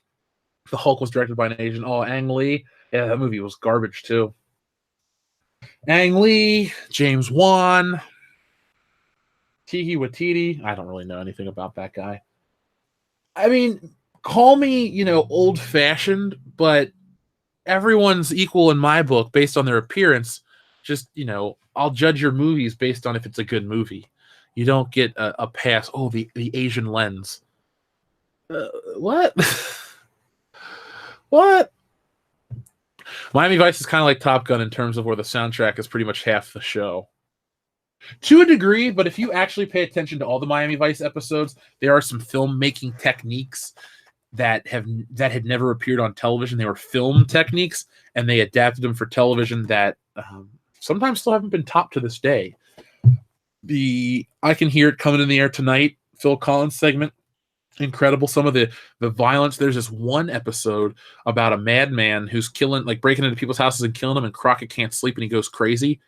Those are things like I like to watch 80s television. It was very saccharine and boring and plain Jane. Cosby Show, for as much as I love it, Family Ties. There's just certain shows that weren't really groundbreaking. Maybe Family Ties' whole gimmick was, oh, he's a conservative, the parents are liberals. Let's see what happens. Well, Alex P. Keaton was so damn good, nobody cared about his political views. But Miami Vice actually did change the way television shows were made.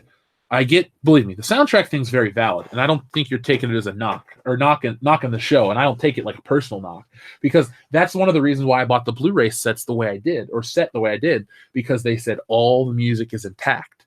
It goes hand in hand, much like Beavis and Butthead and Daria, but unlike Beavis and Butthead and Daria, they took the music out, they took music out of those shows. Miami Vice gets the whole treatment, and that's the only way you can really enjoy Miami Vice. See, Miami Vice is the best reflection of 1980s popular culture because it actually dictated 1980s popular culture. When you look back on stereotypical 80s guys, a lot of that shit comes from Miami Vice. The haircuts, the glasses, the suits, the cars, the music, the style, everything. I mean, that show was a tastemaker. It was the world-class bullshitters before there was a world-class bullshitters. I mean, that show, and the coolest part about it is it still stands up. Even if you think, well, the music's dated or this and that, the characters, the characterization, the violence, the action, the intensity are second to none. Miami Vice, my opinion, is the greatest television show to deal with cops ever. You may say Dragnet, you may say NCIS or any of that other crap that's on TV today, but Miami Vice was cool, it was sexy, and it didn't overstay its welcome. It's memorable. Everything about it, I love it.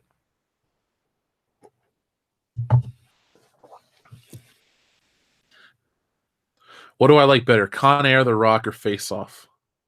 Face Off, then Con Air, then The Rock. The only reason I put The Rock at the bottom is because I've only seen it once. I like it, but I love Face Off. I love Nicolas Cage. Con Air is awesome. Columbo. They say Columbo's the shit. I like Columbo. I like Hawaii Five-0. I even like, what's that show? Not Kolchak the Night Stalker, because he's not a cop. What's the one? Oh, Kojak. Those are all fine shows. But Miami Vice is like the main event. Those are all nice, Saturday afternoon with your grandma shows. But Miami Vice comes on. Dude, Miami Vice was so popular at one point. Newspapers across the country would publish an article that told you all the songs that played, and people would go out later because Miami Vice was on Friday nights. It was that big of a deal. I mean, you can't buy that kind of popularity these days. For every inclusive article like Deadline Hollywood puts out, you will never get an organic hit like Miami Vice. And you know what? Miami Vice was accidentally diverse. Crockett and Tubbs, a great black and white cop duo. All the great buddy cop duos were a black guy and a white guy, and it wasn't, oh, you're black and I've learned to respect you. It's you're my partner and I will die for you if I have to type of thing. Crockett and Tubbs had it. Riggs and Murtaugh had it. Hell, even Reggie Hammond and Jack Keats had it. Yeah, that's his name, right? Nick Nolte and Eddie Murphy in 48 Hours. At Beverly Hills Cop again. All these dynamics were there. And, nowadays, they would make it about like, oh, I need to understand you better and this and that. No. You're just two dudes. You're both cops. The job is what brings you together. Let's not make it about the skin color. And how did I like The Rock and Welcome to the Jungle? I did. I liked that movie. Jumanji 2? I liked that movie. That was one of my favorite movies I've seen this year. Cesare Japan, thank you very much. Saw Battlefield 5 launch party with the blue screen of criticism over a hashtag. They even had one lauding a grandpa fighting in Normandy for the BS. That game is not going to be remembered next year for anything but a hive of negativity and stupidity. And the quicker the game dies, the happier I think we will all be. Much like Fallout needs to pass away, much like whatever else Bethesda puts out needs to just be on a brand new engine. 2018 has been a very bad year for the AAA blockbuster title.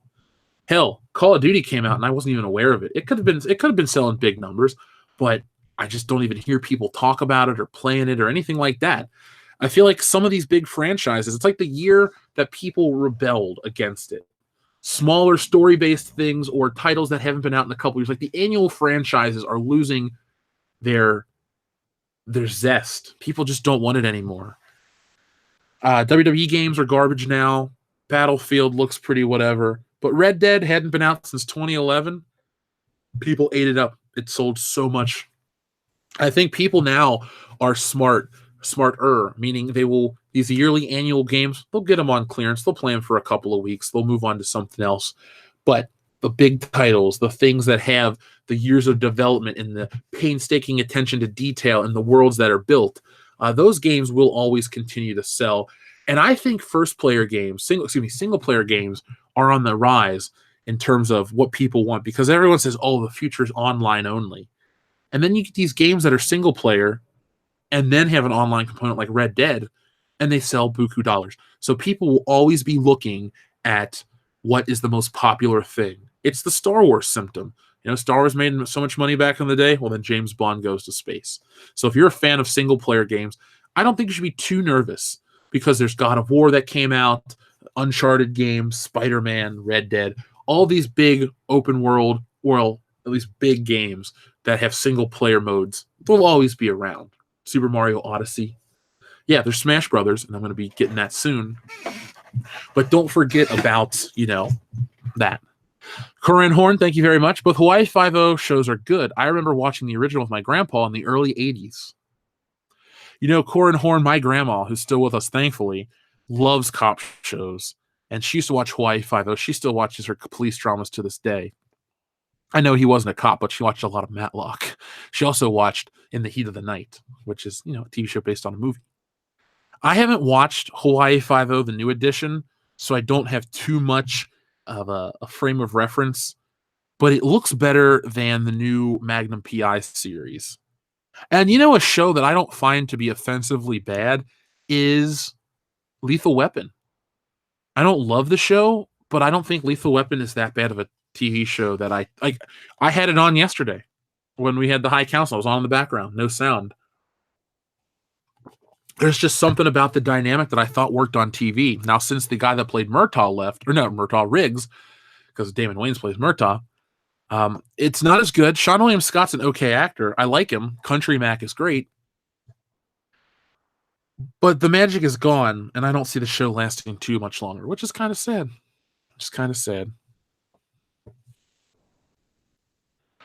So for those out there that keep asking about the Star Wars trailer, there's there's a tweet from CEO of Collider, Steven Weintraub, that says Frozen 2 and Star Wars Episode 9 footage to be revealed before December 25th, or he'll be shocked. So that is the news right now. That is everything we know so far. So you haven't been misled in the title. We talked about it at great lengths and detail in the beginning of the show. Safe space, she wrote.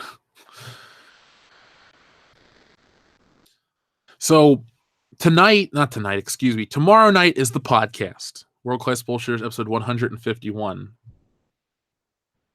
But afterwards, I'm thinking about doing a live stream for my trip up to GameStop to pick up my copy of Smash Brothers at midnight, and then coming back to do some gameplay after Good Morning Pop Culture on Friday. just to let you guys see some Smash Brothers action. I feel like a lot of people are excited about this game, and for some reason, people love game streams. So why not give you guys what you want? So I'll have our big video worked on today up for tomorrow, and then on Friday we'll have some Smash Brothers fun into the evening. I don't have any plans Friday night. I will work on the comic book, but I am going to do some Smash Brothers gaming, and we can play through the game together. You can ask questions, we can look at trophies, we can do all that fun stuff. So it's going to be a great Friday. So hit the smash button, smash that up button. And now that I have the Elgato HD60 and I can stream games for you guys, and the Nintendo, it was perfect timing because I wanted to do this. I wanted to play the game, but I never wanted to get involved in the Nintendo partnership. Well, the Nintendo partnership ended on YouTube. It's dead. It never should have existed. It's stupid. So it was the perfect time. I think they knew Smash Brothers streaming was too hot to pass up. Nintendo's past generation was a generation of mistakes, much like the PlayStation 3 and the current Xbox One, where you get these consoles that come off of a big win. Either they're the number one console or they have massive success overall in terms of game sales, like the Xbox 360 did, because that thing sold like 1 billion games. And then you get a little too cocky, and then you make mistakes. And the Wii blew people away in terms of sales, and then the Wii U was garbage and confusing, and they made all these stupid archaic decisions, and now the Switch is out. They want to come back and win big, so they get rid of the old policies.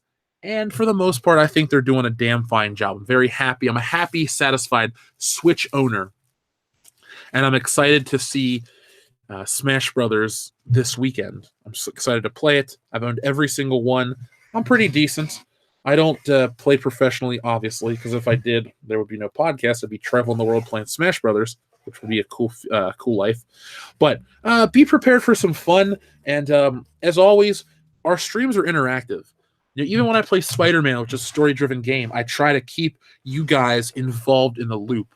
It's it's a podcast, it's a game stream, but it is us hanging out together as a group. And I don't want to neglect anybody. So if you enjoy Smash Brothers, if you're on the fence, if you want to just watch it, get involved. And no, it will not interfere with any of the other things that we do here on the channel. Thunder Robots, thank you very much.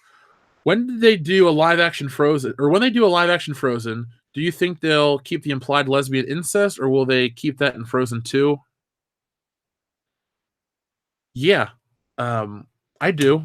I think they'll keep that because of the climate they live in. They'll think if they take something like that out, you'll get some writer at the Mary Sue who attacks Disney. And for some, it's funny, these big corporations like Disney, like Lucasfilm, they can just ignore these fucking people, and but then they're so afraid of them, but then they lose money.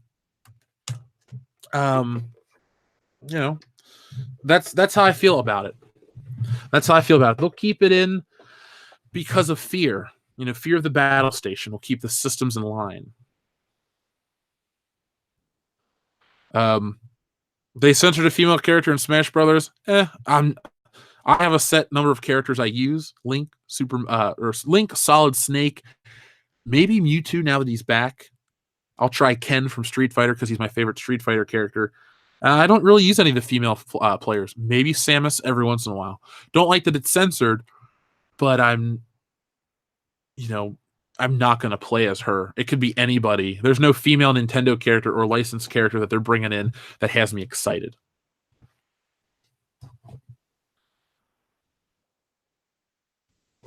Put the bunny down. So, crew, hit the muff button. We're getting close to the end of the show.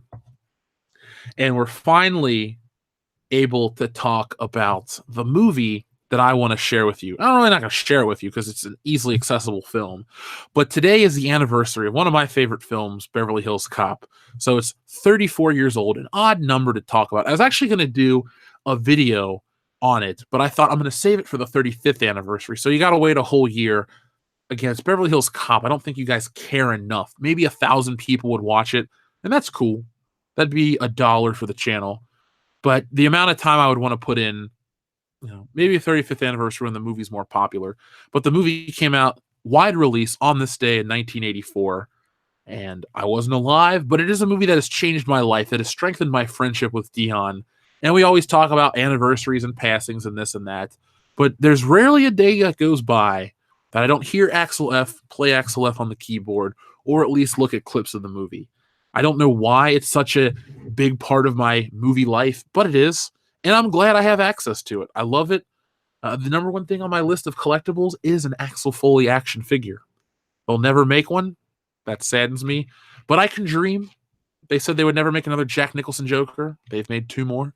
So Hot Toys, Sideshow, if you ever want to pull the trigger and make an Axel Foley doll, I will buy 2. 1 to collect, 1 to display, depending on the price. NECA, if you want to make an Axel Foley action figure series, 1 in his traditional outfit from number 1, then the gray sweatshirt from number 1, and the jacket from Detroit Lions in number 2, I'll buy 2 of each figure, and I will open those up. 1 to play with, 1 to keep in the box. So, if anyone's seen it, press 1. I'd be glad if you guys. Let's see. F is the stream robot out. Let's see. No, the stream seems to be doing fine. Collider sucks. Sorry, I can't remember. Do you remember they report something on air? Trying to be fake news. Well, we have tweets and stuff. It only makes them look bad when they report garbage like this. It only hurts their credibility. When you got John Campea calling people cousin lovers because they dislike something, that looks bad and reflects poorly on your company. And I don't trust them in terms of honesty with their reporting of their opinions. I believe that their opinions are bought and paid for. But I do think they're a shill channel, and I think as a shill channel, they have access to news. They know the right people. So that is why I've reported on this to you guys now twice, because I think that there's some Collider has some credibility, and I don't think that they want to lose that by putting out fake garbage news and exciting people and then lying and then turning them off. It's too confusing.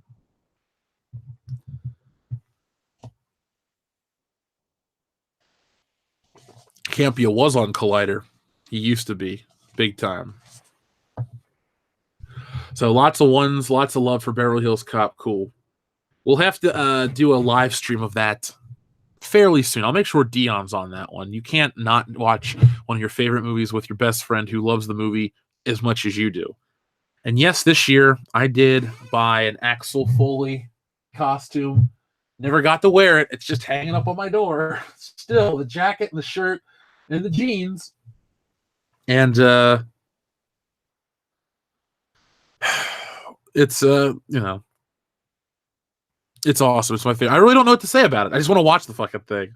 That's all I can say.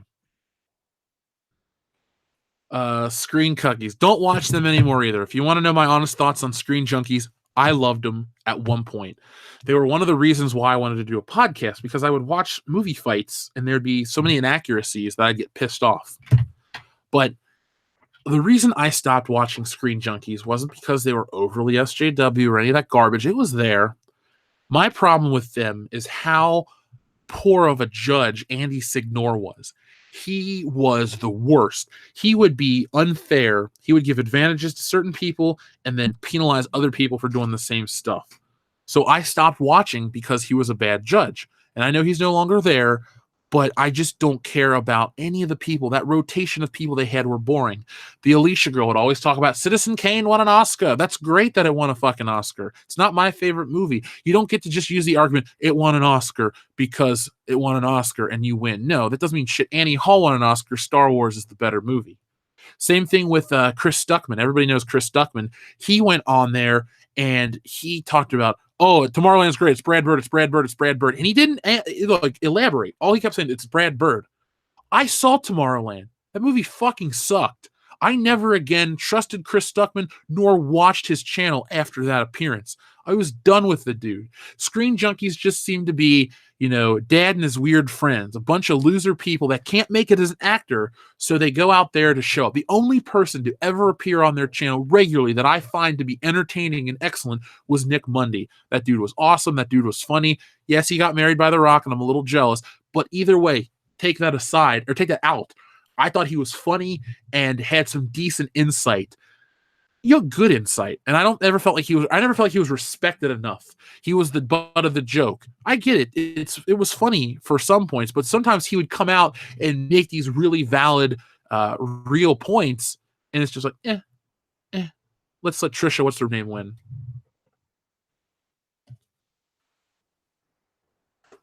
Let's see. Laura, it's a short story, says, I hate clickbait. I just unsub from a channel for it. Okay, well, this wasn't clickbait. We already talked about the Star Wars 9 trailer. So we did not clickbait you. We talked about that at the beginning of the show. Could I get Eddie on the channel? Do you mean like Eddie Murphy? Yeah, I wish. Anything's possible. You never know.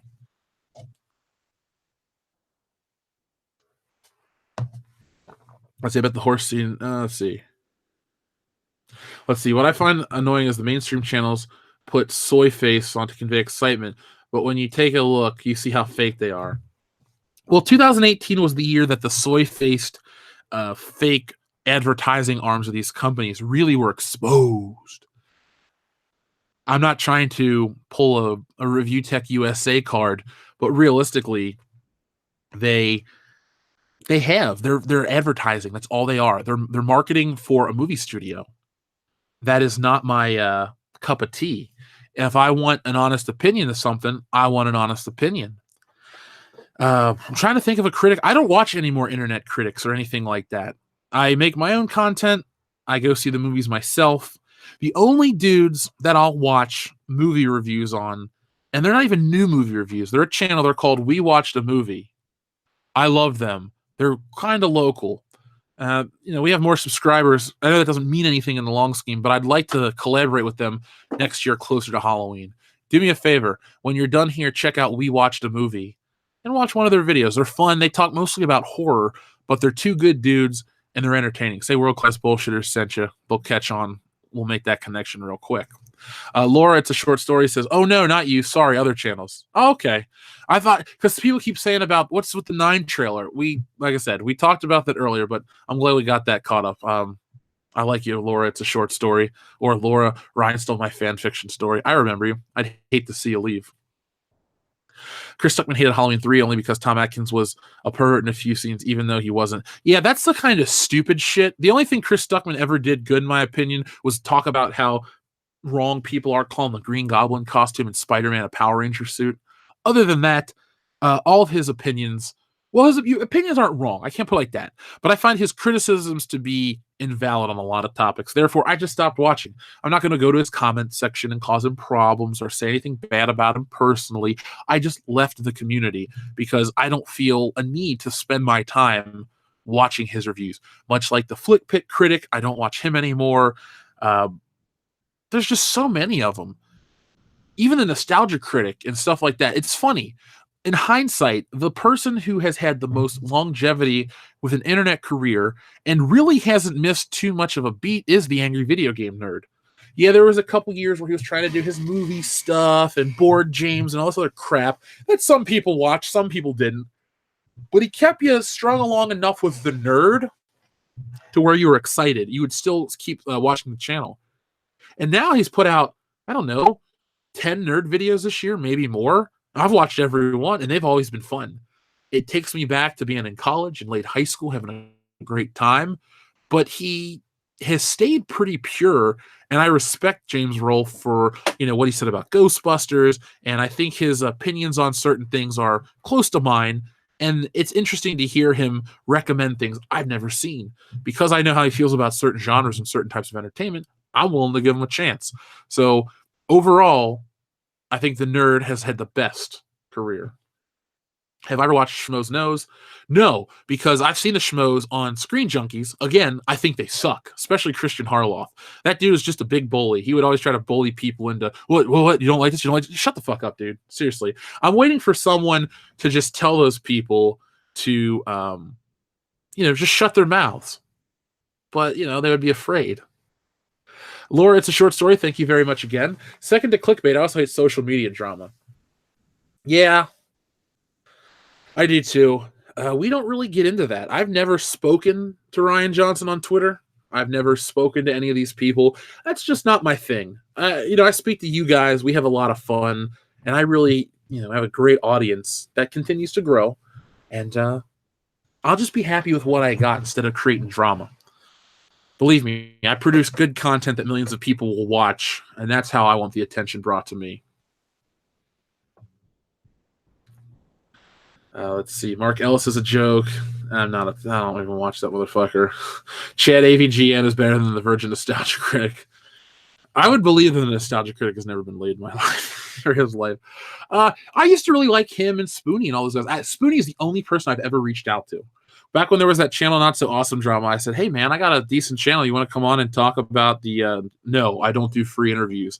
I never responded because I ain't paying that fucking dude. No, thank you. He doesn't really warrant a buck or two. Like if somebody's like, send me a cheeseburger, okay, I'll go to DoorDash. You pick a place anywhere from McDonald's dollar menu to Jack in the Box $6 cheeseburger. You got it if you come on the channel. That's about that. Let's see. David Hervey says, kind of slowed down on the AVGN after his review of The Last Jedi. He liked it. Other than that, I enjoyed his nerd videos. I also hate reaction channels. Yeah, I don't do reaction channels at all. I've done one ironic reaction video, and it was a success. This was years ago, or a year ago, I should say, and that was it. I don't watch James Rolfe's other videos. I don't watch his movie reviews outside of like Cinemassacre's Monster Madness. And I don't watch his little VHS things unless they're movies I already like. So like Mortal Kombat Annihilation. It's a terrible movie. I just want to hear somebody else rail on it for another reason. Overall, I don't like, for the big new movies, I never watch his reviews. I did watch his Ghostbusters Why He Won't Review It thing, and that was legit. So I didn't really know he liked The Last Jedi.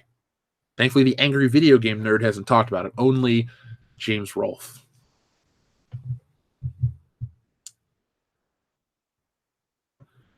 Let's see. Thank you, Robert Whitaker. I appreciate that compliment, by the way. Spider-Man, not Bug Boy. Awesome name. And the 1982 thing is better than all the Star Wars movies. I mean, it's a hard argument for me to make that the thing is a great movie. I don't have any negative things to say about it, no pun intended. I'll take Star Wars and Empire Strikes Back over it, but everything post-Empire, I'll watch The Thing or choose The Thing over it all day, every day. I love the atmosphere. I love the setting. I love the tension, the music. Kurt Russell's the fucking man. I'm with you there, but I will take Star Wars and The Empire Strikes Back over The Thing. I don't know. Maybe it's the emotional connection. It's to me, Star Wars. I want to say Star Wars is the perfectly structured film. For anyone that says Tatooine is boring, I don't think you have much of an attention span, honestly. The movie builds. You learn everything you need to know through exposition in the beginning. Once you meet Luke, the story progresses forward. Once you meet Han, the story moves on at the speed of light. Once you land on the Death Star, shit just goes action, action, action, action, action. Space battle, end of day. I fucking love it. Empire is incredibly well paced as well. There's a couple questions I have about it. Therefore, it doesn't make the list as high as the original Star Wars. Who asked about Candyland? Kenneth Sungard. If you ask, remind me towards the end of the show. I'll tell you a funny Candyland story about me and my mom, or my mom and I. Laura, it's a short story. Thank you again.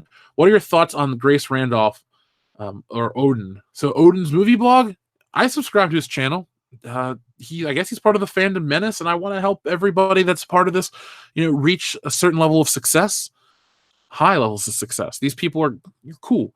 I don't know Odin personally. Just because Jeremy interacts with these people on Geeks and Gamers, or he has one on their channel, I've never spoken to a lot of them. Anna, that Star Wars girl, is very nice. I could consider her, we're friendly. We're Facebook friends. I've talked to her. She's really, really a nice person. So I have nothing but good things to say about her. I know Jessie as well, nowhere near as well as Anna, but she's nice to me, so she's cool. But I don't know everybody involved with the Geeks and Gamers family. Just Jeremy. I know Jeremy the best, then Anna, and then Jessie Milestone a bit. Grace Randolph, she's successful for a reason, but I don't subscribe to her channel. I used to really, really hate her content. I like, I guess, what I'm saying is I like what she says about Star Wars, but because I like it, it isn't enough for me to say, oh, everything you do is great, if that makes sense. I don't dislike her as a person or anything like that. I just, her criticisms of Star Wars to me are on point.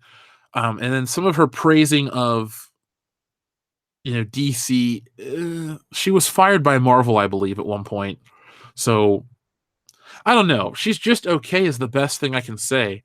I don't really have anything too negative to say about her. I don't want her to go away. I don't wish her anything bad. She's okay. She exists. I watch her every once in a while. And you know what? I will give her a shout out. You know why? Because Grace Randolph and her Kathleen Kennedy news really helped us create a lot of great content. So Grace Randolph, there's a salute to you. I did the home improvement salute that you can't see.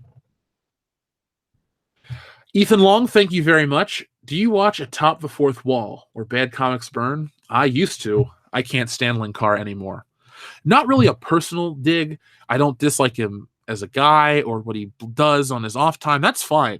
I don't like his Spider-Man voice, and he is too much of a male feminist, and he bitches about Frank Miller.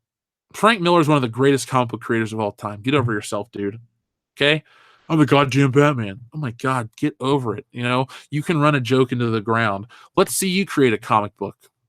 So if you like Linkara, cool. I like comic book stuff. Every Monday, I used to watch Atop the Fourth Wall. I'd eat dinner in college. I'd take the food back to my room and I'd watch Atop the Fourth Wall and, eat and enjoy it. But after a while, like all the Channel Awesome people, my interest expired in all of them. So no longer do I support any of them with my time.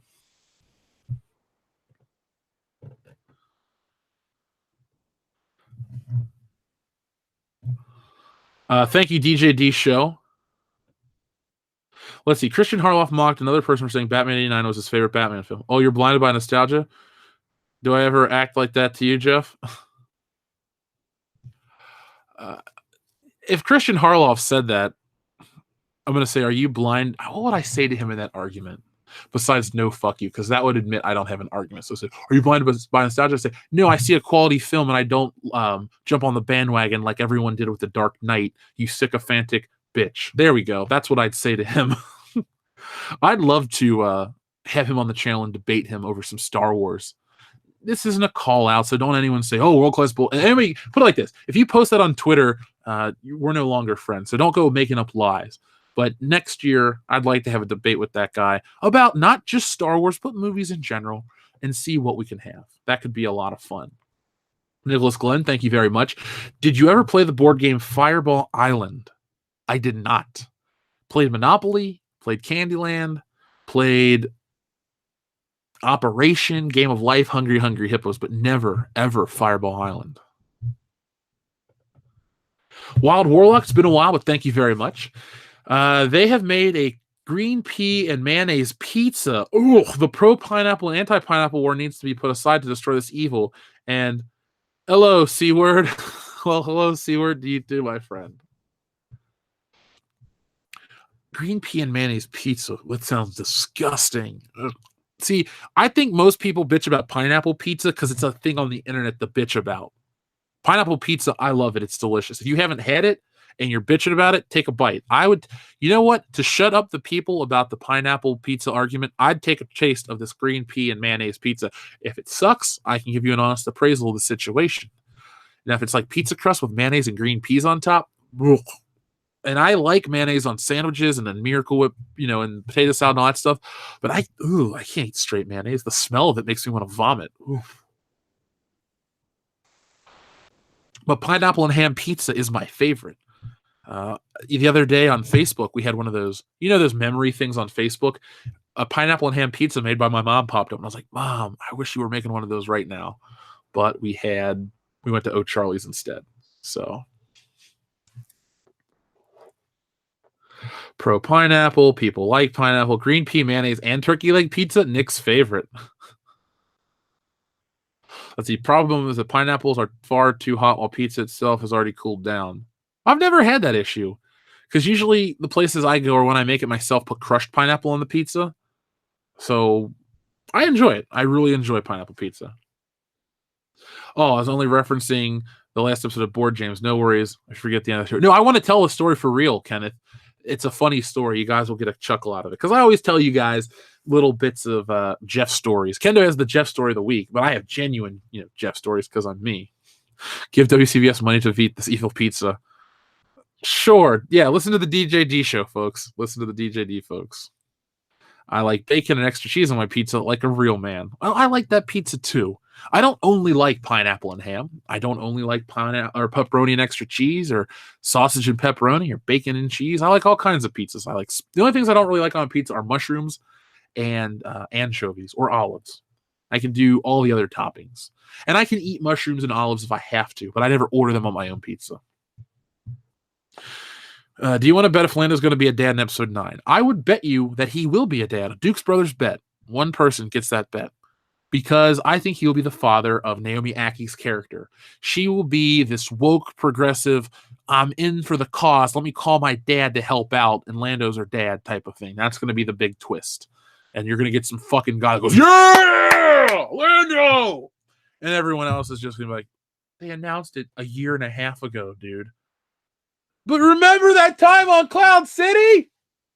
They announced it here. Yeah, but remember the time at the battle at Tanab? That was a line of dialogue. Shut the fuck up. You see, people are going to get excited for this Lando appearance. I like Lando. I own a couple of his figures. But it's really not, Lando's not a big draw. You got a big draw out of Harrison Ford. Oh, Harrison Ford in Star Wars? No way. Look, I love Mark Hamill. Luke Skywalker is the hero of Star Wars. But Mark Hamill doesn't have the drawing power that Harrison Ford had. Do you think SJWs and Soy Boys put soy on their pizza and various toppings for diversity? They probably all like artichoke and feta cheese. I hate feta cheese. Ugh. I like Greek women, but I hate feta cheese. Solo is dead. Now he's in my basement. I don't forget he's going to be stumbling idiot, gets shaved by his daughter every time. Yeah, he'll be put in his place by the next generation of people. And then no one will come to defend Lando. No one will say, oh, Lando was belittled and made to look like a fool, and they're always keeping the black man down. No, the narrative will be how empowering Rey and Rose Tico are. And that scares me because they suck. David Hervey, thank you very much. Have you ever seen any of the Long Beach Griffey videos? I saw his Black Bond one and immediately thought of your channel. He also has videos mocking feminism. I have not. Let me take a screenshot of your super chat so I can check them out later. All right, taken. I don't know who that is, but I'm glad you thought of me when it comes to Black James Bond. I'll never buy into it because it explicitly is stated what the character looks like. I don't like it. I just don't like it at all. So let's see. Frangedom88 loves Long Beach Griffey, so I'll have to check it out.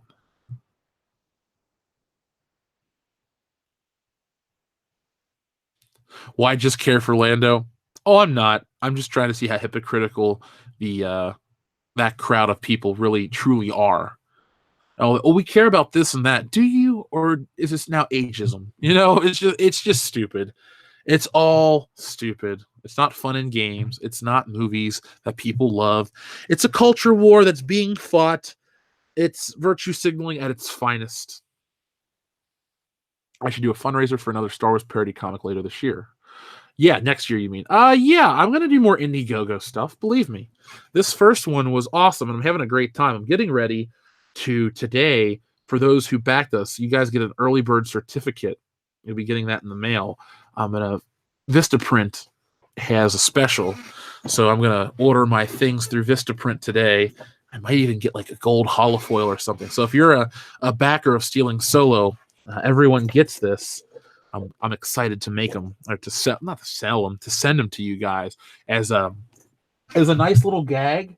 Because if you're and I don't mean to say it like a real fan. Let me rephrase it like this: if you're a long-term fan or an old school fan, and you've been there since the beginning, and you know that Christmas '77 there were no Star Wars toys, you knew about the early bird certificate, which was an empty box that Kenner sold you with the promise of a new set of Star Wars toys in the new year.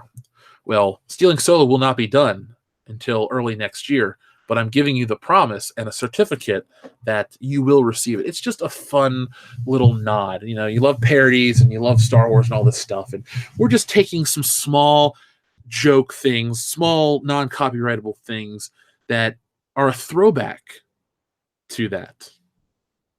So Lando's humping my computer. So I'm glad that people backed the comic. Thank you to everybody. There's like literally thousands of people that backed the book. It's when we completed the campaign, it was my birthday. I had many a beers and I was having a good time. But I just took a moment to sit down and go, wow, this really worked. And it's crazy when I make stuff. And here's the craziest part. I'm drawing the comic. It's just me one-on-one with the comic. When I get the crates of these fucking books back, the thousands of books that I have to ship out individually, yeah, it's going to take a lot of time. But the part that's really blowing my mind is just I'll see the sheer numbers of people who listened, who backed it, who believed in it. You know, I look at a number on YouTube, and that's a number, and that's awesome. I'm not taking that away from anyone out there who watches, you know, regularly like a lot of you do. But to see a physical representation of all the people, that was incredible. And I hope that more and more people continue to find our channel and to get involved in the community. I'm really excited. The Phantom Menace action figures, well, that's going to be a 2020 holiday exclusive, maybe a 2019 holiday exclusive. I know somebody with a 3D printer. If I could, and she does paint miniatures. If we could do an Indiegogo for that, we could find a way to cover all the costs and to hire her to paint them, and I could produce the packaging. Honestly, I know enough people where we could make mini figures of the High Council. If somebody out there is a digital sculptor, we could send you good, like legit reference photos, not those photos that people take like off of Facebook or something and be like, oh, this is they look like. No, because it's funny. The only one that they get right is Jeremy because he always scowls.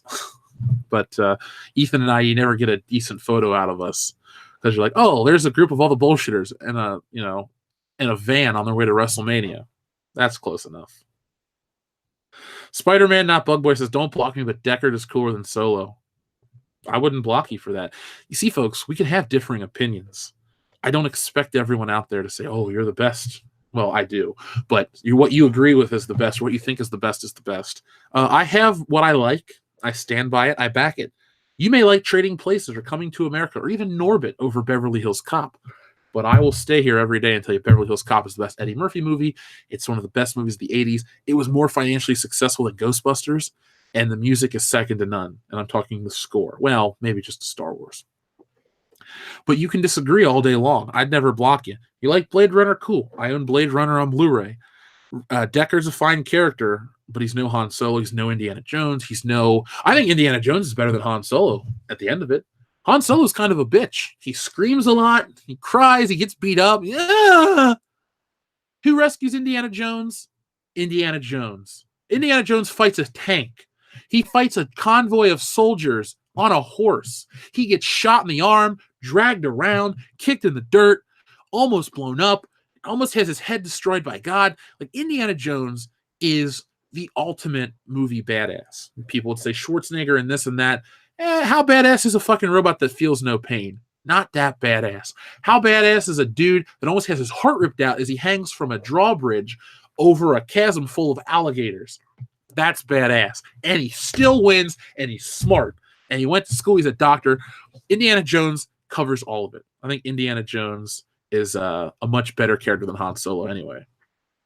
Justin Wirtz, thank you very much. Pineapple for the win. You, sir, earned a super chat. Well, thank you very much, Justin Wirtz. If we ever meet, let's have a slice of pineapple pizza together and discuss Star Wars. Jeff, you took the initiative to focus on drawing a comic. Jeff is proof that you shouldn't give up on your dreams. Thank you, Benobi. Yeah, I don't really talk about this a lot. I've talked about it in the past, but even if your family tells you your dreams are stupid, if you can make it happen, you can make it happen. Go ahead and make it happen. I know this sounds really shitty, but I'm ordering enough copies so next Christmas, when everyone sees the success that I've had, What did you do? Oh, well, I believed in my dream of being a comic book artist, as well as my YouTube channel that's, very, very massively successful. And I went out and I have a group of people that believed in me more than you folks. And I made this dream a reality. And I'm going to give every person at Christmas next year a signed copy of Stealing Solo with a personalized thank you note. Just to rub it in their face, because I've heard for years what a waste this has been. And, it's none of their business how good it is now. That's not. They weren't there. The only person that ever really, truly always had my back was my mom. My friends, like Dion, yeah, they believe me, but they don't really know about the going-ons and the day-to-day process of it all. Mom's been there since day one, so that is why when we continue to hit it big and I move, I'll take her with me, because I would never leave her in this neighborhood. This is just a shit thing. Germany just declared war on him and his family personally. Oh, man. Yeah. About Indiana Jones. True story, Indy rescues himself. I never got into Solo either. I agree Indy's more badass. On a horse with a rock. Let's see. Is Disney buying Fox? They already bought it. It goes live January. He's a real doctor. Jack Ryan is no Indiana Jones, and regarding Henry is no Han Solo. Thoughts on Cinema Cucks? Cinema Cucks, like Cinema Sins? Don't watch them anymore either. They make some criticisms. They pick apart movies, and they actually make mistakes in picking them apart to try to be funny. And I just don't watch them. Like, if I'm going to rip apart Star Wars, I'm going to make sure I got my facts straight before I just rip into it. That's what I feel Cinema Sins should do more often. John Woodhouse, cool last name. How long do you think the culture war will last? Well, first off, John Woodhouse, thank you. Overall culture war, we got a while left in it, and I honestly feel like, I don't know how to. Where are the battle? I know where the battle lines are drawn, but I don't know what I would call, like, you can call them the common sense people or whatever. Like, if we call the other side just the SJW side, they will die out soon. A lot of these people are young and idealistic. Once they get into the real world, they understand how things work. They understand the compromises they have to make. They choose to have families. They get into relationships. You can over progressive yourself to be lonely forever. Like, somebody made a great joke. I posted the Captain Marvel spoiler on Twitter, and they said, why does she only come with one cat? Meaning she's going to be a crazy cat lady. And I had a good chuckle about that. The culture war will last a while. With Star Wars, we're nearing the end of the Star Wars culture war experiment. It blew up in their face. They made their money with The Force Awakens on the back of Harrison Ford. Like I said, Mark Hamill wasn't a big enough star, so when they tried it with Mark Hamill and The Last Jedi, it did not work. Jyn Erso did not sell a movie. Darth Vader, the Death Star, X-Wings, TIE Fighters, and Stormtroopers sold Rogue One. Nostalgia sold that. They can the characters that they produce are weak and ineffectual. Male or female, they all suck. They have tried to make Star Wars this thing. They haven't tried it with Marvel, but now Marvel's moving in that direction. But it's too late for Marvel. Marvel's made all their money. Marvel's an established thing. If they try to make it that, they're going to alienate their audience, and I foresee a big downfall in all superhero films.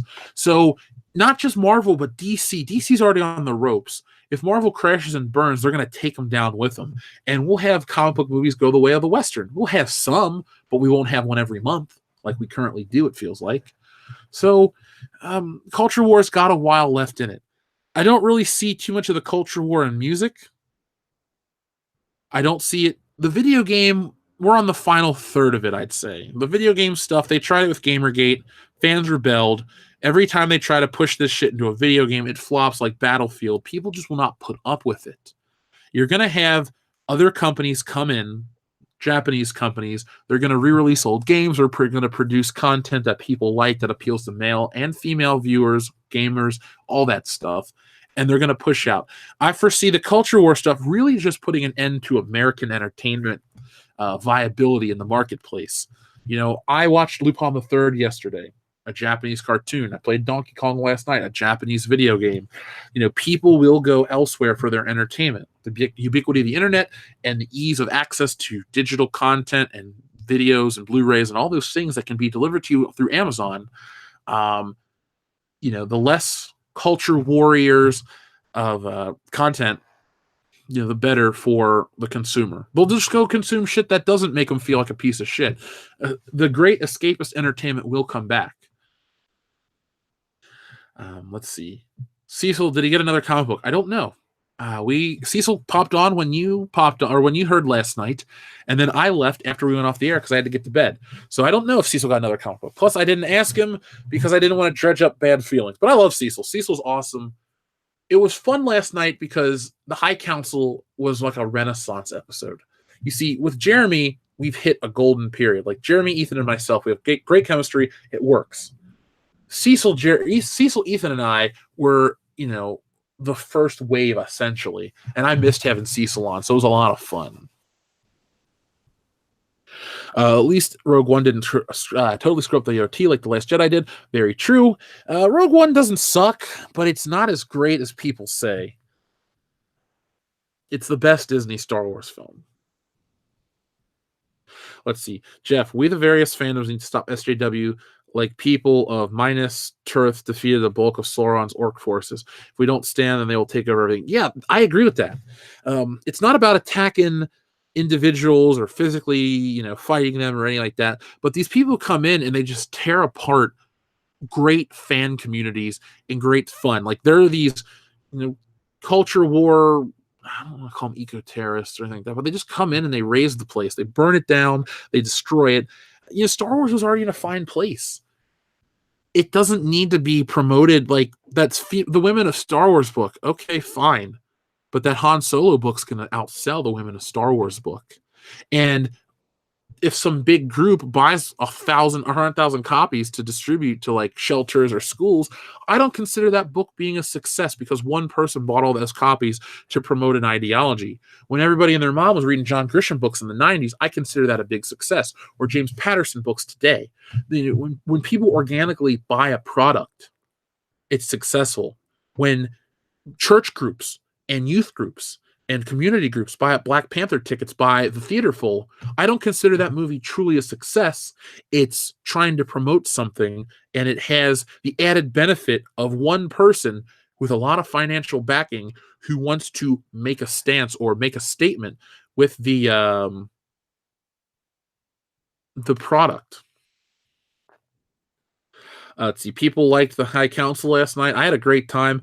I liked talking as much as I did to Ethan. Like, I've never met Ethan, unlike Jeremy has. I know we're going to do stuff at Star Wars Celebration, but that's the part I'm most excited for. Yes, to hang out with everyone, but to shoot the shit with Ethan and talk about crazy cool stuff. And, just meet him. I know what he looks like. He knows what I look like, but we've never met. So that's exciting. I won't have my Christmas beard by then, so that'll be different. By the way, I am growing a Christmas beard because I don't really feel like shaving, and I want to see how I look for about the next 20 days with a beard. So, I don't know. I like it. I saw you mentioned me on the High Council last night, Jeff. How's your morning been? Great day. I can't complain. Good Morning Pop Culture's audience numbers have gone up, as you can see all the time. So I'd like to thank everybody. It's been awesome. Star Wars is the perfect combo. Yeah. Dion and I have had many a pizza beer Star Wars days. Yeah, his kid's born, so he can't do it as much, but his kid's too cute to be angry at. I just stumbled across what JJ did to the Cartesians in Star Trek movies. Holy moly, that guy's got double standards. Are those the people at the beginning of Into Darkness? The people with the white paint on their bodies and the cool red backgrounds? I haven't watched that movie in quite a while. I kind of forgot. My kid got stacks of free Miss Marvel #1. Or my kid's school got stacks of free Miss Marvel #1. Huh. Well, don't tell anybody that because it's the narrative that people buy in all these comic books. Like I told you guys, with the success of Stealing Scylla, we actually outperformed the Captain Marvel trade paperback in the month of August. So that was pretty impressive. Am I a Miller or a Budweiser guy? I will drink either beer. I do enjoy Miller Lite, though, for beer pong. That is my beer pong beer of choice, based strictly on nostalgia for college times with Dion. You know, we were broke college kids. We needed to drink as much as we could for as little as we could spend. And here's one dumb thing I will answer, Kung Fu. When I watch old 80s movies like Beverly Hills Cop, the old Miller cans have come back in style. So I feel an odd connection to said movies because I'm like, cool, they're back in style. Miller's the same. And I can enjoy the taste of a Miller Lite. What are your opinions on Once Upon a Deadpool? Is it worth seeing? Robert Whitaker, I tell everyone to make your own decisions, but I will not see Deadpool PG-13 cut, and I refuse to promote it or speak positively of it because all this is an attempt for Disney to 3 things. Cut the legs out from Aquaman, cut the legs out from Spider-Man into the Spider-Verse, and to test the waters for a PG-13 Deadpool. Because if this movie makes a lot of money, they will never make another R-rated film. There will not be a Deadpool 3. There will be Deadpool in the Marvel Universe, and it'll be kid-friendly, or it'll be Marvel Cinematic Universe friendly. So if you like R-rated people, or if you like R-rated Deadpool, do not go see this movie because you will send them the message that R-rated Deadpool is no longer wanted. We want PG-13 Deadpool. There's a Vanity Fair article discussing post-Avengers 4 diversity stories. Well, if you'd like to send it to me over Twitter, I can try to incorporate it into my next video. The twins that Kirk sleeps with in Into Darkness, they're originally cat race. They first showed up in the original series, or the animated series. Huh. I'll have to check it out. I mean, I own the movie. I own the entire Kelvin, I guess it's Kelvin Timeline Star Trek trilogy on Blu-ray because I got it real cheap. Miller High Life for the win. I like Miller High Life. I drank that last New Year's, actually. I also like Costco beer. It's just called light beer. It's cheap, and it'll get you drunk. Well, it doesn't really get you drunk. It takes forever. I'd rather spend, $12 on a 6-pack of Rheingeist Truth. That'll definitely mess me up than try to spend, I don't know, $24 on 48 beers that I just pee a lot. I don't like the idea of Once Upon a Deadpool. I think that if it's a success, they will make PG-13. Yeah, I do too. It'll be a PG-13 franchise moving forward. Let's see. Deadpool should be rated R. So is Deadpool dead? Possibly. And yes, he can die. Having Deadpool guest star in the PG-13 MCUs would work while having a solo film be rated R. That's a happy medium I could come to, but I don't expect that to be the case. It's all PG-13, just like the Disney streaming service. Here's the best part, though. We talked about Marvel and Disney being too big to fail, and in theory, they're not. Disney Plus comes out. It does fine numbers. Disney presents it to their stock holders. Yeah, X, Y, and Z. Once they say, well, we'll now have R-rated content and all these things, know that is an indicator that their shows, their streaming services are not in a good place. Okay, you'll send it via email. Thanks. Hey, Jeff, is there a specific collection you have that you wish to expand on in regards to the P.O. Box? Do you mean like action figures or what? If you would elaborate a little more, Bonobi, because I collect like Amazing Spider-Man comics, but I have so many, and to make the list public would be kind of hard. And it's a crapshoot because I do have a good chunk of them. Let's see. Anything that says Miami Vice, Back to the Future, Beverly Hills Cop is always awesome or welcomed. Anything you guys want to send. I do collect modern stuff. I just collect James Bond stuff too. Waiting on my damn CD to show. Jeff, when will there be another P.O. Box opening? I can't wait to see your reaction. Well, I'm going to go to the P.O. Box on Friday afternoon, and if I get enough stuff, I will make a video now. Or you guys, what we'll do is we'll put up a Twitter poll. We'll vote. You want it now? We'll put it up on Twitter, Facebook, and YouTube here, and you guys can say where you'd like me to do it, on Christmas or then. We'll find out. Have I ever tried Guinness? I've had Guinness on tap, yeah. If that's what you're asking, if it comes from a keg, yeah, I've had Guinness before. I like Guinness. I'm pretty open to my beers. I will try almost anything. Batman 89, yeah. You want to send anything Batman 89 related? I would love anything Batman 89 related. I do own a Crime Attack Batman in the package, so if you guys want to send a loose one of those, that'd be cool. But anything you guys want to send. I do love that movie a lot. So Batman 89 is cool. If you guys want to send Batman 89 shit in, everyone will get mentioned and it'll go into the collection in the archives.